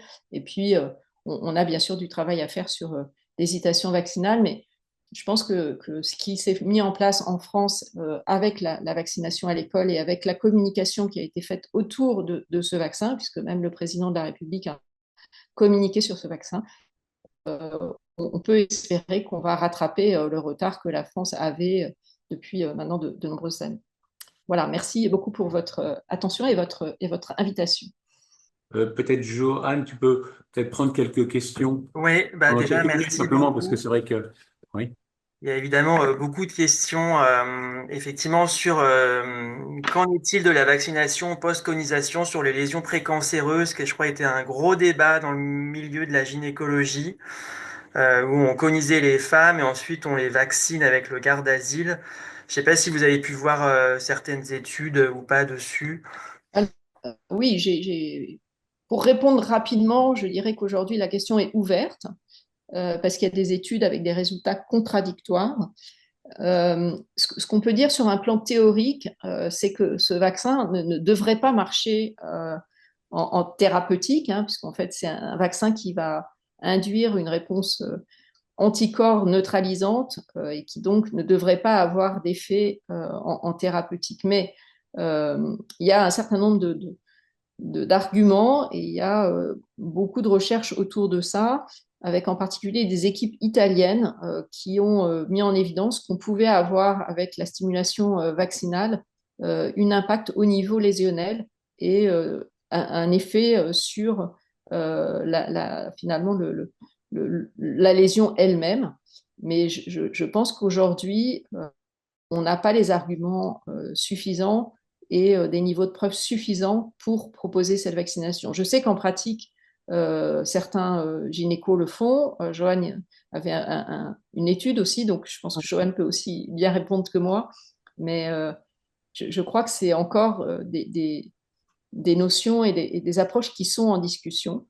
Voilà, je crois qu'on ne peut pas dire beaucoup plus. Johan, peut-être Non, ouais, je suis assez dire quelque d'accord. Alors, chose. c'est vrai que sur les condylomes, il y a, qui n'est pas le col, hein, mais sur les condylomes, c'est vrai qu'il y a une étude faite par Sébastien Fouéré qui est à Saint-Louis, qui est finie là parce que les inclusions sont terminées, où on traitait les patients puis on les vaccinait versus placebo, donc on attend les résultats.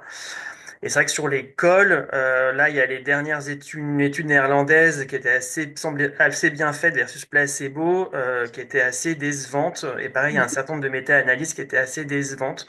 Donc on était sur un truc très positif au départ, et puis finalement, bah voilà, le Pardon? soufflet est un peu retombé. Il y a aussi pas mal de questions Parole sur qui va l'âge s'occuper. maximal de la vaccination. C'est vrai que dans certains pays, c'est 45 ans, en France, c'est 26, les études suédoises, c'était jusqu'à 30 ans, où effectivement, voilà, pourquoi ce 26, pourquoi pas 45, pourquoi pas 30, il y a beaucoup de questions là-dessus. Bah, je pense qu'en fait, comment dire, c'est un consensus sur le rapport coût-efficacité, c'est-à-dire que on peut continuer à s'infecter toute la vie, hein, donc on le voit bien, mais si c'est une recommandation qui veut dire pour la France un remboursement, moi je considère que en fait les recos elles prennent en compte ces considérations coût-efficacité, même si c'est pas toujours explicite. Et donc, on considère que plus on va vacciner tardivement et moins on va être efficace. Et donc, c'est ce que j'ai essayé d'expliquer. Et moins le rapport coût-efficacité va être important. Donc, on voit dans dans ces études en vie réelle qui ont été conduites, on passe de 90% d'efficacité à 53% d'efficacité. Probablement que on va diminuer encore avec l'âge. Plus on va vacciner tardivement et moins on va être efficace. Donc ensuite, aux États-Unis, ils vaccinent effectivement jusqu'à 45 ans, mais le vaccin n'est pas remboursé. La question en France, c'est le recommander et de le rembourser. Donc on est un peu dans cette discussion-là. C'est sûr que le plus coût efficace, c'est de vacciner très tôt, avant le début de la vie sexuelle, pour éviter au maximum l'infection et avoir une efficacité maximum. Mais bon, en plus, il coûte 120 euros l'injection, donc ça que Ouais, c'est c'est clair. clair. Bah, merci Bon, beaucoup. Je pense qu'on va avancer pour pas être trop en retard. Merci encore, professeur Launay. Merci à vous. vraiment, c'est évidemment passionnant, donc c'est toujours trop court, hein. Merci en tout cas. Et donc, je vais passer la parole à Carole Blanc, qui est la troisième modératrice pour la troisième session. Oui, bonsoir à tous. Donc maintenant, on va écouter une quatrième intervention qui est réalisée par trois intervenants. Donc tout d'abord Michel Gabriel Cazenave, qui est interne en gynécologie obstétrique à Cochin, membre du bureau en tant que vice-président de l'AGOF, l'Association des gynécologues obstétriciens en formation. Il est également représentant du syndicat des internes des hôpitaux de Paris dans les institutions universitaires. Et c'est lui qui a coordonné la mise en place d'actions de sensibilisation à la santé dans les établissements scolaires réalisées par des étudiants en médecine, après une réflexion qu'il a réalisée sur les meilleurs moyens pour faciliter la transmission des informations. Et cette présentation sera réalisée avec Romain Lanier et Soraya Srikri, excusez-moi, qui sont étudiants en 5e année de médecine à l'université Paris-Cité et qui ont réalisé cette formation, tiré un certain nombre de recommandations sur la manière d'aborder ces questions avec les adolescents. Nous vous écoutons. Bonjour à tous. Alors, avant de commencer mon exposé, je n'ai pas coordonné du tout, c'est une procédure nationale, je vais vous l'expliquer en suivant. L'objet de ce discours aujourd'hui, c'est de la part de nous, trois jeunes étudiants en santé, de vous transmettre un petit peu ce qui se passe en France pour un petit peu former au niveau de la santé sexuelle les adolescents. C'est assez intéressant, on a voulu axer un petit peu ce débat sur ce sujet-là et je vais vous le présenter un petit peu. Pour commencer, alors, Essayez de te mettre en plein écran. je vais vous mettre En en bas là. plein. Voilà. Ok, merci.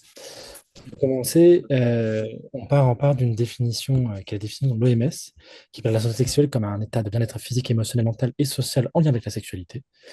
Et en fait, l'idée de cette stratégie nationale qui est de 2007 à 2030, c'est de garantir l'autonomie, la satisfaction et la sécurité sexuelle, lutter contre la discrimination liée au sexe et à l'orientation sexuelle et au genre, mettre fin à l'épidémie de VIH-Sida d'ici 2030 et éliminer les IST en tant que problème majeur de santé publique. Alors, il y avait plusieurs axes plusieurs axes, et ce qui nous intéresse aujourd'hui, c'est l'axe 1, qui était investir dans la promotion de la santé sexuelle, surtout chez les jeunes, avec le programme qui a été dérivé, qui est un programme national, qui s'appelle le Cézanne. Je vous le prends en suivant. Le Cézanne, qui est un service sanitaire, qui est une obligation pour tous les étudiants en santé. Donc 45 000 étudiants en santé qui vont être obligés d'effectuer une action de prévention de santé publique durant leur formation. Uniquement sur la santé sexuelle, ça peut être aussi sur le sport, les addictions. Mais là, nos deux camarades qui nous suivent aujourd'hui, on va parler un petit peu de ce qui a été fait en vertu de la santé sexuelle. Donc, le postulat qui était de base, c'était, on a retenu l'exposé de nos confrères et consoeurs précédemment dans ce webinaire, tout augmente. Et la question que se sont dit pour ce service sanitaire, c'était est-ce que si on demande à des étudiants en santé qui sont donc du coup des pairs plus jeunes, plus en contact avec des adolescents, cela allait avoir un impact sur la formation et au final, sur la formation en santé sexuelle de ces adolescents. Donc, c'était sur ce poste de base qu'ils ont lancé cette initiative qui, de la part de la GOF, a été très bien accueillie. Donc, nous, on n'a pas du tout on n'a pas été sollicité, mais on a toujours approuvé ces formations-là. On y croit beaucoup à la formation entre pairs, entre plus jeunes, avec un impact un peu plus fort que des intervenants plus âgés qui viennent dans les collèges, lycées. Mais trêve de mon discours, de mon monologue, je préfère laisser ceux qui ont vécu ce Cézanne, qui vont vous livrer leur expérience vivante de ce programme-ci et vous donner un peu les limites de ce programme, mais aussi les avantages. Je remercie encore le professeur Jean-Philippe de m'avoir laissé parler au nom de la GOF et je laisse mes camarades intervenir sur ce sujet. Soraya, je te laisse commencer et après Robin, tu pourras parler. Ouais. Donc, bonjour à tous, je m'appelle Soraya, je suis donc étudiante en 5e année et donc j'ai réalisé donc, quand j'étais en 3e année donc ce Cézanne et donc je vais vous parler un peu de ce que j'ai ressenti et comment ça s'est organisé. Donc moi je suis à l'université Paris-Cité, on l'organise donc en 3e année. Et donc on pouvait choisir le thème et moi j'ai choisi avec deux de mes autres amis la santé sexuelle parce que je trouvais ça assez important et que c'était quelque chose qui pouvait être assez tabou. Je me souviens que moi dans mes années collège-lycée, j'en avais pas vraiment été sensibilisée à ce sujet-là et je trouvais ça important d'en parler. Donc, avant d'intervenir dans les lycées, on avait eu des séances qui avaient été encadrées par des médecins, des CCA donc, pour suivre un peu notre projet et nous guider. Et on pouvait leur faire relire notre diaporama. Ils lisaient pas forcément le fond, mais c'était plutôt la forme et la manière d'aborder le sujet. Ensuite, il fallait faire des recherches personnelles sur le sujet abordé, sachant que nous, donc, on était en troisième année, on n'avait pas eu encore vraiment de cours d'infectiologie ni de gynécologie à proprement parler. Donc, c'était vraiment quelque chose dont fallait bien s'informer avant pour être préparé aux éventuelles questions et essayer de l'aborder d'une manière simple, mais en donnant des informations justes néanmoins. Et donc, on a dû choisir un lycée de notre choix. Et donc, nous, on s'est porté sur un choix sur un lycée à Hermont, dans le 95. Donc, c'était un lycée où il y avait un de mes camarades qui y était. Et on trouvait ça important de le faire dans un lycée de banlieue parce que, justement, nous, on était tous les trois issus de banlieue et on s'est dit qu'on n'avait pas été sensibilisés à ça, alors que potentiellement, dans Paris Centre, ils auraient plus eu l'occasion. Et on sait que la prévention, c'est quelque chose qui a du mal à passer en fonction des catégories socio-économiques et sociales. Et donc, on trouvait ça important de le faire en banlieue. Et donc, on a donné donc, cette intervention à 6 classes qui allaient de la seconde à la terminale, donc qui avaient entre 16 et 18 ans. Et nous, on avait à peu près 20 ans à ce moment-là. Donc, c'était vraiment quelque chose qui était bien à faire en troisième année, car on était suffisamment proche d'eux au niveau de l'âge. On se tutoyait et il n'y avait pas de problème de communication à ce moment-là. Et donc, c'était des créneaux d'1h30 avec 30 minutes pour les questions-réponses. Et on l'avait pas fait, les questions-réponses, elles n'étaient pas une personne posait sa question devant tout le monde. C'était plutôt, ils venaient nous voir en privé pour qu'on réponde à leurs questions personnelles et pas forcément des questions générales. On avait demandé aux professeurs de sortir de la classe s'ils le pouvaient. Parfois, ça avait été un refus de leur part, mais on pouvait rien dire. Mais la majorité avait quand même été sortie. Et donc, ça nous permettait vraiment d'avoir un contact rapproché avec les étudiants, enfin les lycéens. Et donc, à la fin, on leur avait remis le contact du CJ le plus proche. Et leur avait donné pas mal d'informations sur la vaccination parce qu'ils étaient encore éligibles, sur les contraceptions d'urgence et sur la confidentialité des professionnels pour leur dire que vraiment, nous, déjà, ce qu'ils se disent dans cette classe, ça restera ici. Et aussi que les professionnels, même si c'est le médecin traitant de toute la famille, il avait rien à dire à vos parents. Donc voilà. Donc notre diaporama, il ressemblait à peu près à ça. J'ai mis juste quelques extraits pour vous montrer à quoi ça ressemblait. Donc on avait parlé donc des IST, on avait fait quand même un, un- un grand rappel. C'était la moitié de notre présentation. Avec vraiment, c'était assez interactif. Au début, on leur avait demandé quels étaient les IST que vous connaissiez. Et donc, pour la plupart, ils répondaient SIDA et non VIH. Et quand on leur demandait quels étaient les signes donc qu'on pouvait avoir quand on contractait le VIH, là, plus personne n'avait la réponse. Donc, je pense qu'il y avait une première partie qui était ils savaient ce que c'était les IST, mais après, comment est-ce qu'il fallait le détecter? Ça, c'était quelque chose que je me souviens, ça m'avait marqué parce qu'ils étaient incapables de nous dire comment est-ce que je pouvais savoir que j'étais atteint cliniquement d'une maladie. On avait aussi insisté sur les moyens de la contraception en leur disant qu'il n'y avait pas une seule contraception et que la contraception qu'avait notre ami, c'était pas forcément la meilleure pour nous-mêmes. Et en leur en disant de vraiment parler et c'était une réflexion à prendre qui pouvait mettre du temps à venir et qu'on pouvait changer à tout moment. On leur avait quand même parlé beaucoup du consentement aussi. On trouvait ça important de les sensibiliser, même si généralement, je pense ça c'était le sujet sur lequel ils étaient entre guillemets le plus calés. Et ensuite, donc il y avait ce temps d'échange. Donc on leur avait un peu rappelé quand consulter et qui consulter, en leur disant que vraiment il y avait beaucoup de contacts, ça pouvait être des professionnels qu'ils ne connaissaient pas du tout ou des professionnels qu'ils connaissaient et qu'il y avait beaucoup de lieux où ça pouvait être complètement gratuit et anonyme comme les Cégides et donc ils n'avaient même pas à donner leur prénom. Et on avait aussi fait la distinction sur donc les préservatifs que il y avait que eux qui protégeaient réellement des IST et d'une potentielle grossesse et que le reste fallait quand même être vigilant et l'importance de se faire dépister régulièrement. Donc, le petit débrief donc, de cette séance, donc le ressenti des lycéens, il était plutôt positif parce qu'on avait vraiment une sensation de proximité avec eux. Ils nous tutoyaient, ils n'hésitaient pas, on rigolait avec eux, donc c'était vraiment sympa. Il y en avait beaucoup qui étaient gênés, ça se voyait quand même. Et il y en avait beaucoup aussi pour qui ils nous avaient dit que c'était assez tabou, que ce soit avec leur famille ou leurs amis. C'était pas du tout un sujet dont ils en parlaient. Et donc, on avait eu beaucoup de questions en privé après la séance, que ce soit sur eux-mêmes, une situation qu'ils avaient rencontrée, ou bien pour des amis.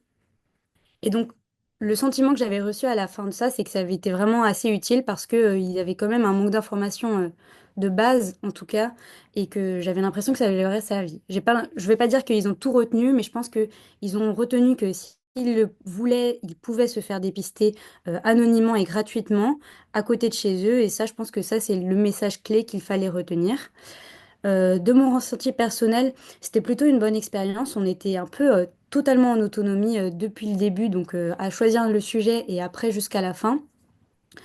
Donc il y avait pas mal de recherches personnelles, mais je trouve que la question de la légitimité, elle se posait parce que quand on était en troisième année, on n'avait pas forcément vu les cours d'infectiologie ou de gynécologie.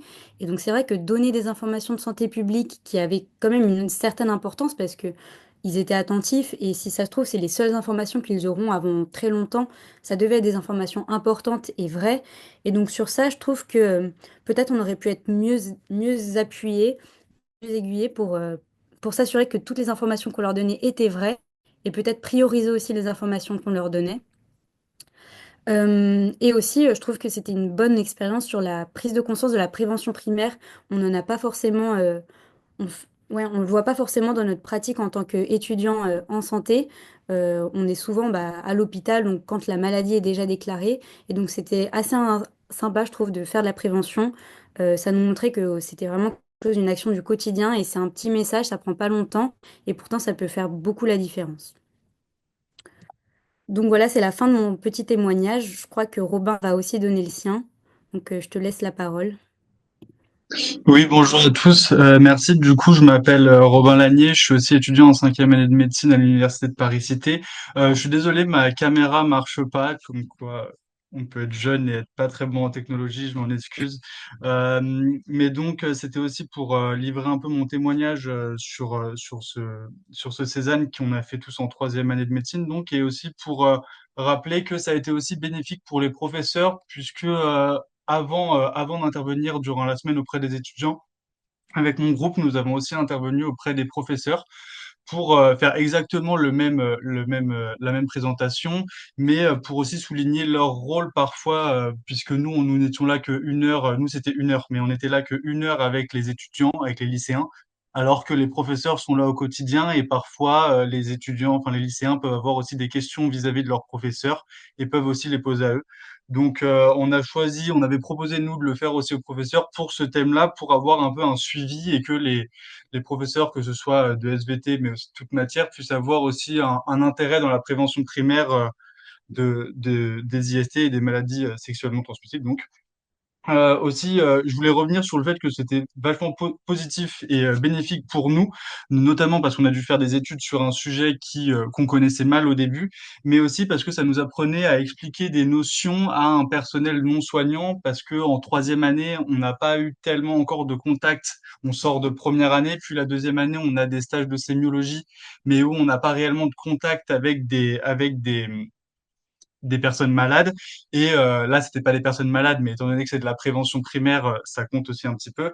Et donc, c'était utile d'apprendre à expliquer des notions médicales à un personnel non médical, à des gens qui n'avaient pas beaucoup d'idées des notions de maladies sexuellement transmissibles. Donc, c'était important aussi pour un peu vulgariser notre propos, parce que c'est la première fois qu'on le fait et que il y a une bonne partie de la promotion qui est appelée à être médecin généraliste ou à faire de la prévention primaire ou de la consultation, peu importe la spécialité.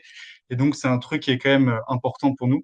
Et dernier petit truc aussi sur la vaccination où c'était, comme l'a dit le docteur Chanal, c'était enfin, des lycéens, c'est pile le bon âge pour la vaccination, notamment pour l'HPV.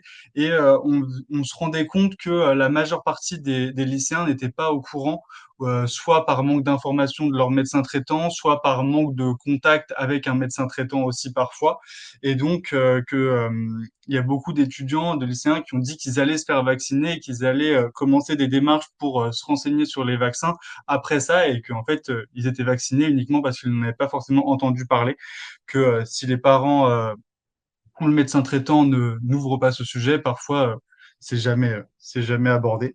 Et enfin voilà, ouais, sur les limites, il y avait donc, comme le disait Soraya, des difficultés à poser des questions, notamment devant toute une classe ou devant le professeur. Nous, les professeurs sortaient tout le temps, étant donné qu'ils avaient eu la présentation en avance et que on trouvait difficile pour les étudiants de poser des questions devant leur professeur. Donc les professeurs sortaient tout le temps de la salle. Ça nous faisait un petit peu peur au début sur la manière de gérer une classe. Et que ça parte pas un peu dans tous les sens. Mais étant donné que toutes les classes ont été vachement intéressées, bah, c'était plutôt bien cadré et parfois ça partait avec des questions un peu dans tous les sens, mais c'était toujours centré autour du même sujet. Et donc voilà, sur le manque d'encadrement aussi, nous, qu'on a eu, on a essayé avec mon groupe de se rapprocher aussi de la Croix-Rouge pour faire une double prévention aussi avec la Croix-Rouge. Pardon, j'ai oublié de préciser que moi, c'était dans le centre de Paris, c'était dans un lycée près de Gare du Nord et donc on a essayé de se rapprocher de la Croix-Rouge de ce secteur-là, mais donc qui faisait donc une intervention en parallèle. Mais donc le manque d'encadrement qui faisait parfois qu'on n'arrivait pas à répondre à des questions et que le seul moyen qu'on avait d'y répondre, c'était d'orienter les lycéens vers les Cégides, donc où on a aussi donné les informations. Voilà. Ok. Eh ben, merci beaucoup pour cette belle présentation. Et en effet, c'est une expérience qui a dû être extrêmement enrichissante des deux côtés, et de votre côté, et bien sûr du côté des lycéens. Je crois qu'on va enchaîner directement avec la dernière présentation et les questions seront posées à la fin pour les deux topos. Et donc maintenant, on va écouter donc le docteur Noël Bessières, qui est donc gynécologue obstétricienne et présidente de notre ONG Action Santé Femmes, et qui a mené plusieurs missions à Madagascar, dont l'une qui consiste à intervenir 2 fois par an depuis plusieurs années dans les écoles en y réalisant des actions d'éducation à la santé sexuelle et reproductive couplées à des actions de consultation en gynécologie et contraception. Bonjour, on va passer à la diapositive suivante puisque Carole a fait la présentation de cette mission.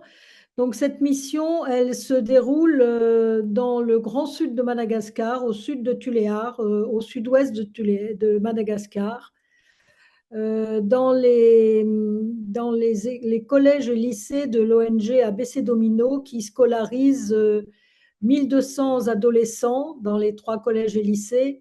Et par ailleurs, ils scolarisent 4000 élèves dans 10 écoles réparties sur 100 km dans une région particulièrement et analphabète. Diapositive suivante. Donc là, c'est le lycée qu'ils ont créé. Et il y a également derrière le collège. Donc c'est une action là, le collège. Donc j'interviens de collège lycée. Diapositive suivante. Donc, nous faisons des actions d'information et de sensibilisation en santé sexuelle et reproductive s'adressant aux filles et aux garçons en séance plénière dans toutes les classes des 3 collèges et du lycée. On fait une éducation en petits groupes ou en individuel avec proposition d'une contraception, le Nexplanon, qui est la contraception de choix dans cette région, et proposition de consultation avec échographie si besoin. Donc, les priorités dans une école, c'est d'éviter les grossesses précoces. C'est vraiment le sens de cette action, de ces missions. Ces grossesses précoces, puisque ne pas être enceinte, c'est un facteur de poursuite des études des jeunes filles qui seront plus à même, une fois éduquées, de s'occuper de leurs enfants et qui, une fois éduquées, font moins d'enfants. C'est des régions où leurs mères ont entre 7 et 14 enfants. Mais dès qu'une femme est éduquée dans cette région, elle fait entre 2 et 3 enfants, 4 enfants maximum. Donc on leur apprend à planifier les naissanses, qui est un facteur clé de la diminution de la mortalité maternelle et de la lutte contre l'insuffisance alimentaire. Donc, ces 10 missions, j'en suis à 10 missions, elles ont fait suite à une mission exploratoire qui a eu lieu en novembre 2017. Donc, on fait 1 à 2 missions par an, de 1 à 2 missionnées d'Action Santé Femmes, accompagnées d'une sage-femme malgache de l'ONG internationale de contraception Maristops, puisque cette ONG de contraception fournit gratuitement les intrants, c'est-à-dire ici le Nexplanon.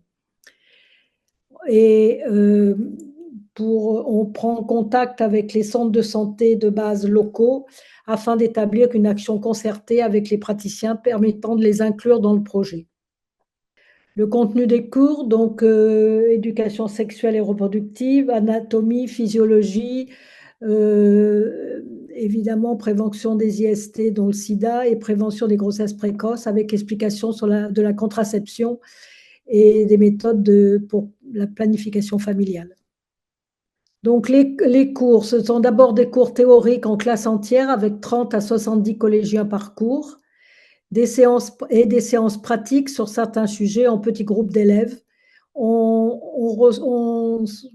reçoit séparément les filles et les garçons en classe plénière, en séance pratique évidemment, mais en classe plénière aussi, à leur demande. C'était leur souhait d'être séparés, de pouvoir poser des questions plus facilement. Les adolescents vous accueillent en disant « Bonjour madame ». Et donc, quand vous rentrez dans la classe, on dit « Asseyez-vous, merci » et ils se rassoient. Donc, les cours sont des cours très pratiques, rien à voir avec des cours d'SVT. Donc, ces cours ont lieu au tableau anatomie, physiologie, entrecoupés de petits films passés avec le vidéoprojecteur, des films sur la contraception, sur la conception, sur comment se passe la fécondation. Et on fait des cours très interactifs. Elle pose beaucoup de questions. Diapositive suivante. Donc, les cours sont traduits, qui sont traduits par un professeur. Alors, les traductions sont plus ou moins, faciles selon le professeur, parce qu'il y en a, on se demande c'est exactement ce qu'ils disent parce que ça se prolonge. Ils disent beaucoup plus que ce qu'on a demandé de traduire. Et puis d'autres où ça se passe vraiment très bien. Donc, ça, c'est les cours pour les filles qui sont très, très enthousiastes. Là, on ne le voit pas, mais elle pose pas mal de questions. La diapositive suivante. Voilà, donc les doigts sont levés. Alors, au tout début des missions, les filles étaient assez passives et ne posaient pas énormément de questions, mais de plus en plus, les cours sont très interactifs. Diapositive suivante. Alors ça, c'est les cours pour les garçons, donc qui étaient faits par un collègue qui venait avec moi il y a quelques années, et maintenant c'est fait par l'infirmier ou la sage-femme de l'ONG Maristops qui prend les garçons, et du coup il y a un contact direct avec quelqu'un qui est à la fois jeune et parle malgache. Donc, nous sommes venus ici dans votre école pour vous apprendre 2 choses. Comment on fait un bébé et comment on évite de faire un bébé. Car pour nous et pour vous, c'est important que les femmes aient un enfant quand elles veulent avoir un enfant et non pas une grossesse quand elles ne veulent pas de grossesse. Parce qu'une femme qui a un bébé à 14 ans, elle ne va pas faire les études après. Elle va s'arrêter de travailler. Elle va s'arrêter d'aller à l'école. Donc, notre objectif, c'est que les grossesses, dans toutes les écoles d'ABC Domino, les grossesses soient désirées et non pas subies. C'est le sens de ce que nous faisons ici. C'est la raison pour laquelle nous venons dans les écoles d'ABC Domino. Toutes les écoles.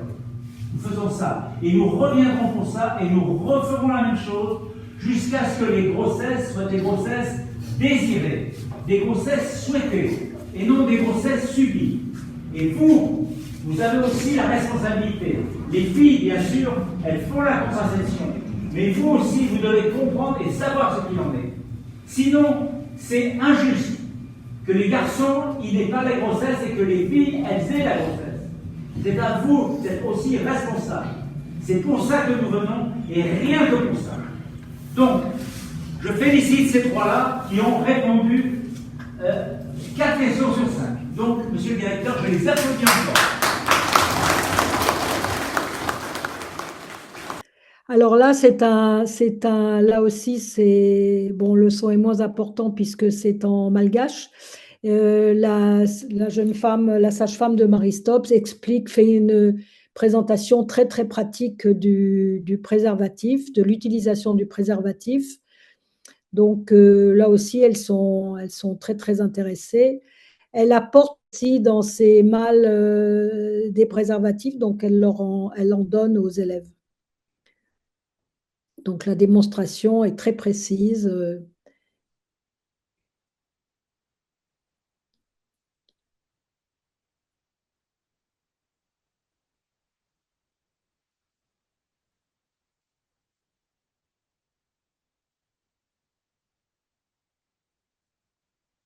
Alors là, elle leur fait la présentation complète et puis après, elle leur fait faire, elle leur fait faire l'exercice, quoi. Donc ça, c'est la première partie. Donc, on va peut-être poursuivre dans la mesure où on n'a pas le son.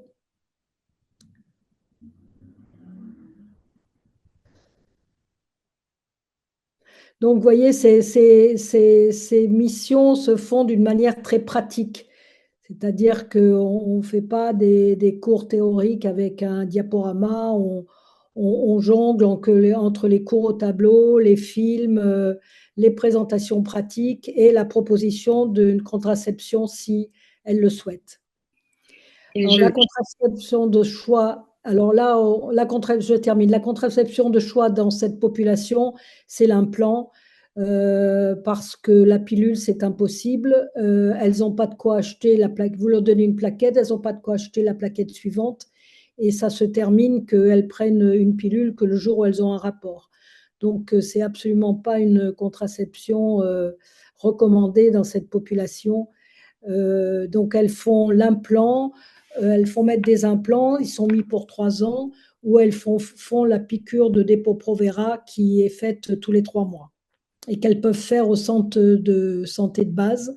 Donc, on a un lien avec les centres de santé, c'est-à-dire qu'à la fin de notre mission, toutes les fiches des élèves qui ont eu des implants sont déposées au centre de santé, si bien que dans l'intervalle de nos missions, elles peuvent aller consulter au centre de santé, leur dossier est sur place. Donc, au total, on a 1200 élèves qui bénéficient de ces séances éducatives et 8 personnes malgaches impliquées dans ces missions. On a une nette diminution au fil des missions du nombre de grossesses surprises dans les grandes classes qui ont bénéficié de la sensibilisation depuis la 6e.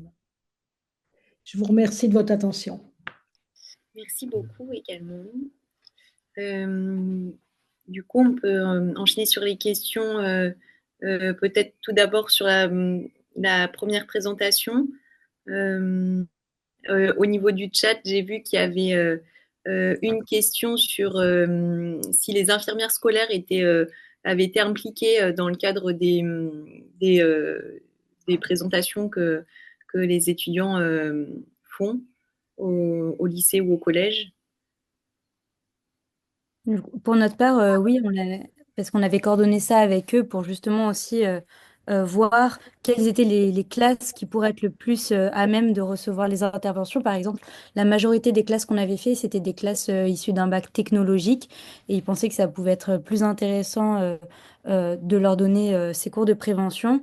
Et ensuite, elles avaient fait une intervention euh, brève après notre passage pour leur dire, leur faire un débrief de elles, ce qu'elles pouvaient leur apporter en leur disant, voilà, si vous venez me voir, donc en toute confidentialité, j'ai des préservatifs avec moi, j'ai une contraception d'urgence, personne ne sera mis au courant, j'ai aussi le contact de professionnels de santé si besoin. Donc, elles avaient été impliquées ouais, dans la prise en charge. Ok, génial. Ok.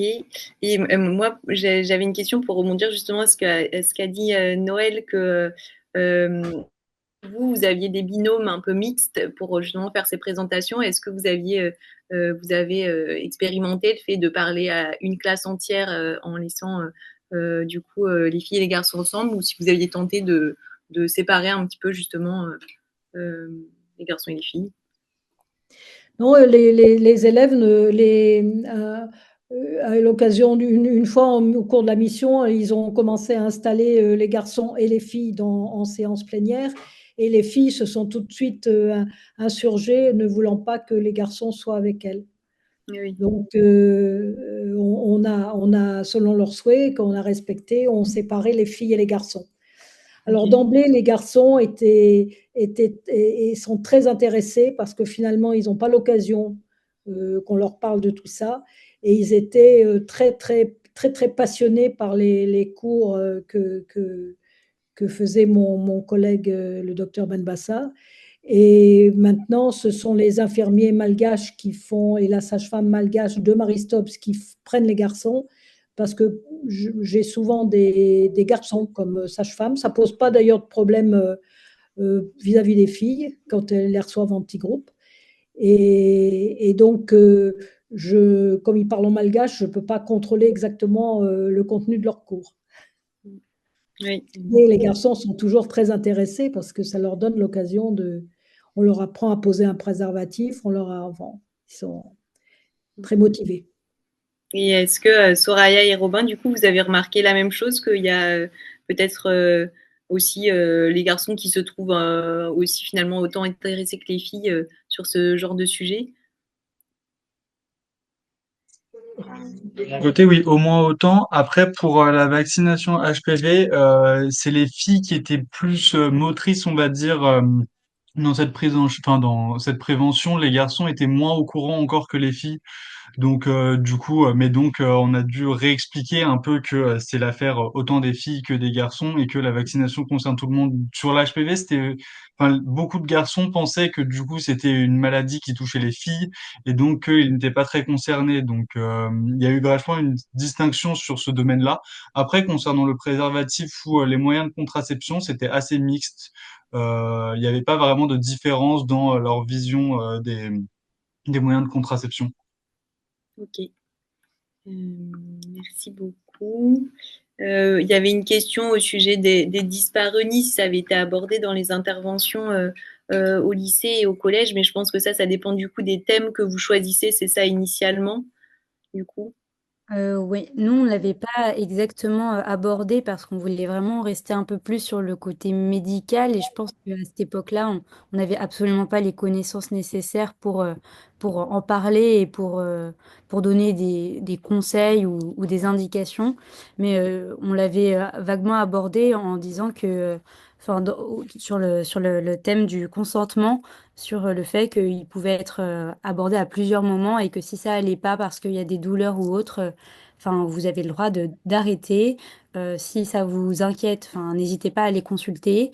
Et voilà. Mais on n'en avait pas plus abordé que ça. Je pense enfin, moi, en tout cas, je me sentais pas suffisamment à l'aise pour en parler. Ok. Oui, j'ai un peu le même retour. Je pense qu'aujourd'hui, en ayant évolué dans les études de médecine, on pourrait plus en parler. En troisième année, enfin, je pense qu'on se sentait pas assez à l'aise justement pour pouvoir aborder ce sujet-là. Enfin, et répondre après aux questions, en fait, surtout. Ok. Oui, ça rejoint un petit peu le ressenti sur ta diapo de conclusion, Soraya, où en effet, au niveau fond et support, vous aviez été laissé en totale autonomie là-dessus. Peut-être qu'en effet, ce serait quelque chose du coup à améliorer, de vous donner soit un contenu fixe d'emblée, ou en tout cas des sources, oui, sur lesquelles s'appuyer pour justement vous aider à vous sentir encore plus légitime dans cette position. Ça va peut-être être intéressant. Ok. Éventuellement, Coral, si je peux me permettre une question.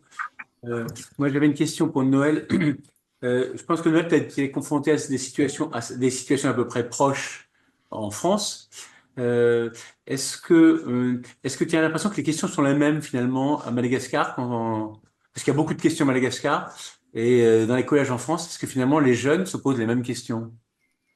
Alors, moi, je fais notamment j'ai fait cette formation aussi au Cambodge, dans les Ouais. écoles au Cambodge.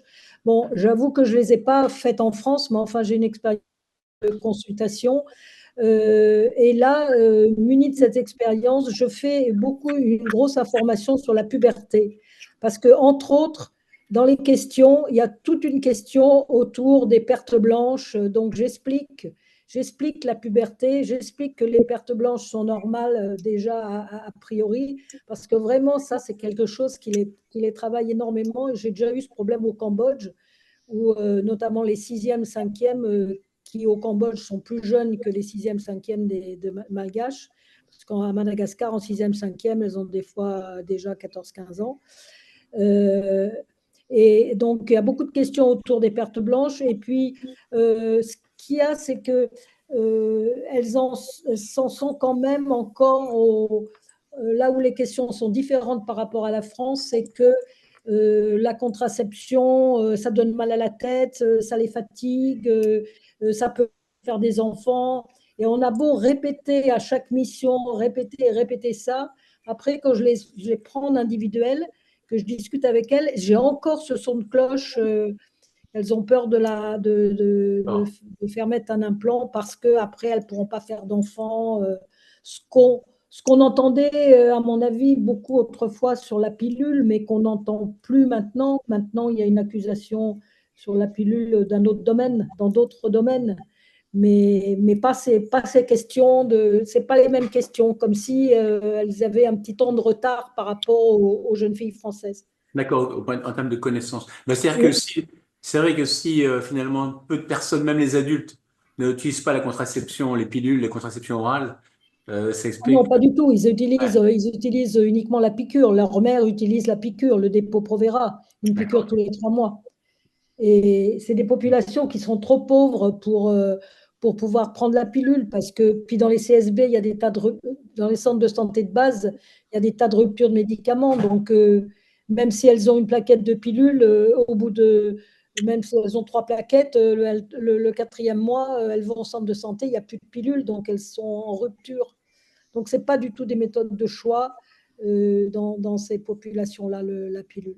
Et le stérilet, n'en parlons pas, il y a trop de risques infectieux.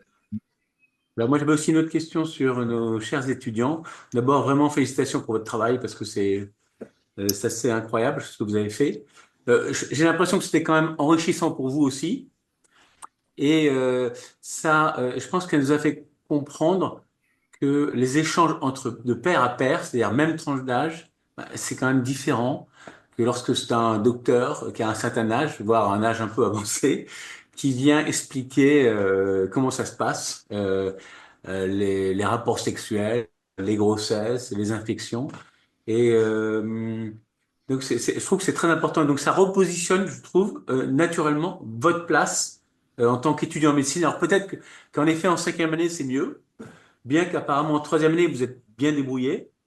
Et moi, je me pose la question, et je te pose la question à toi, Noël. Et finalement, est-ce que des étudiants pourraient pas venir avec nous pour des missions dans le cadre de l'éducation, la santé sexuelle, comme on dit dans les écoles? Est-ce que ça vous intéresserait éventuellement? Et toi, Noël, est-ce que tu penses que ça serait possible? Et puis, découvrir l'humanitaire, c'est toujours extrêmement positif.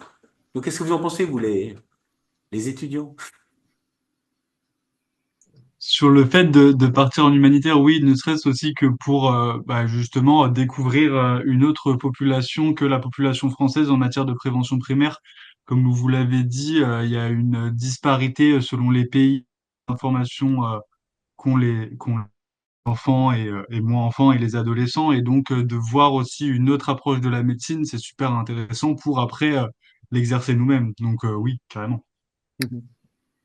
Et Noël, ton point de vue? Ben oui, moi je pense que c'est effectivement très intéressant. Il y a des facs de médecine où il y a des associations humanitaires. Alors je ne sais pas si c'est dans toutes les facs de médecine, mais je sais qu'à Grenoble, il y a une association humanitaire Non, mais toi, tu serais prêt à en embaucher, si on peut dire? Tu serais prêt à en Ah bah embaucher? oui, oui, d'autant plus que moi, je prône une éducation très pratique. C'est-à-dire qu'aller faire de la sensibilisation à Madagascar sans leur proposer de contraception, alors qu'elles n'ont pas les moyens, elles n'ont pas les moyens de se payer parce que tout est payant à Madagascar. Donc elles vont au centre de santé, il faut qu'elles payent pour avoir un implant ou pour avoir bon, les préservatifs, n'en parlons pas, il faut les acheter. Donc moi, je prône quelque chose de très pratique et de très comment dire, directement efficace. C'est-à-dire, D'accord. on fait de la sensibilisation et on propose quelque chose. Et une fois qu'on repart, ben, quand on a mis 50 ou 100 plans dans la mission, ben, on se dit qu'on a 100 jeunes filles qui sont protégées pour 3 ans et c'est assez satisfaisant. Bon, donc on va vous contacter, je pense.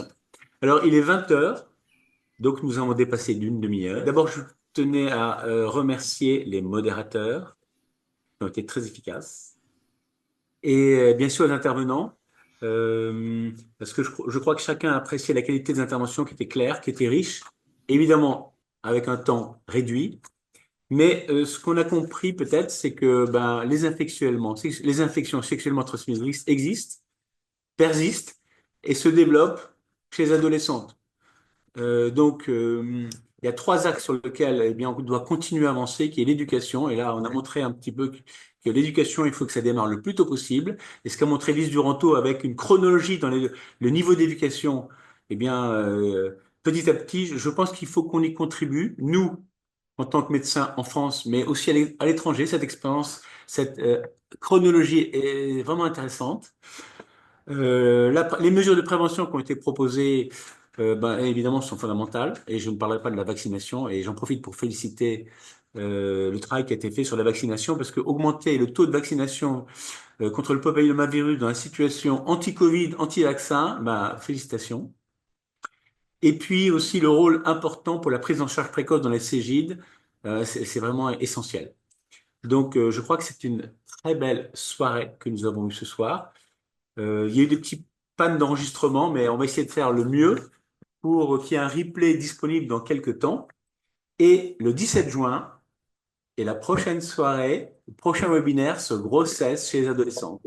Donc, merci beaucoup à vous tous et à bientôt.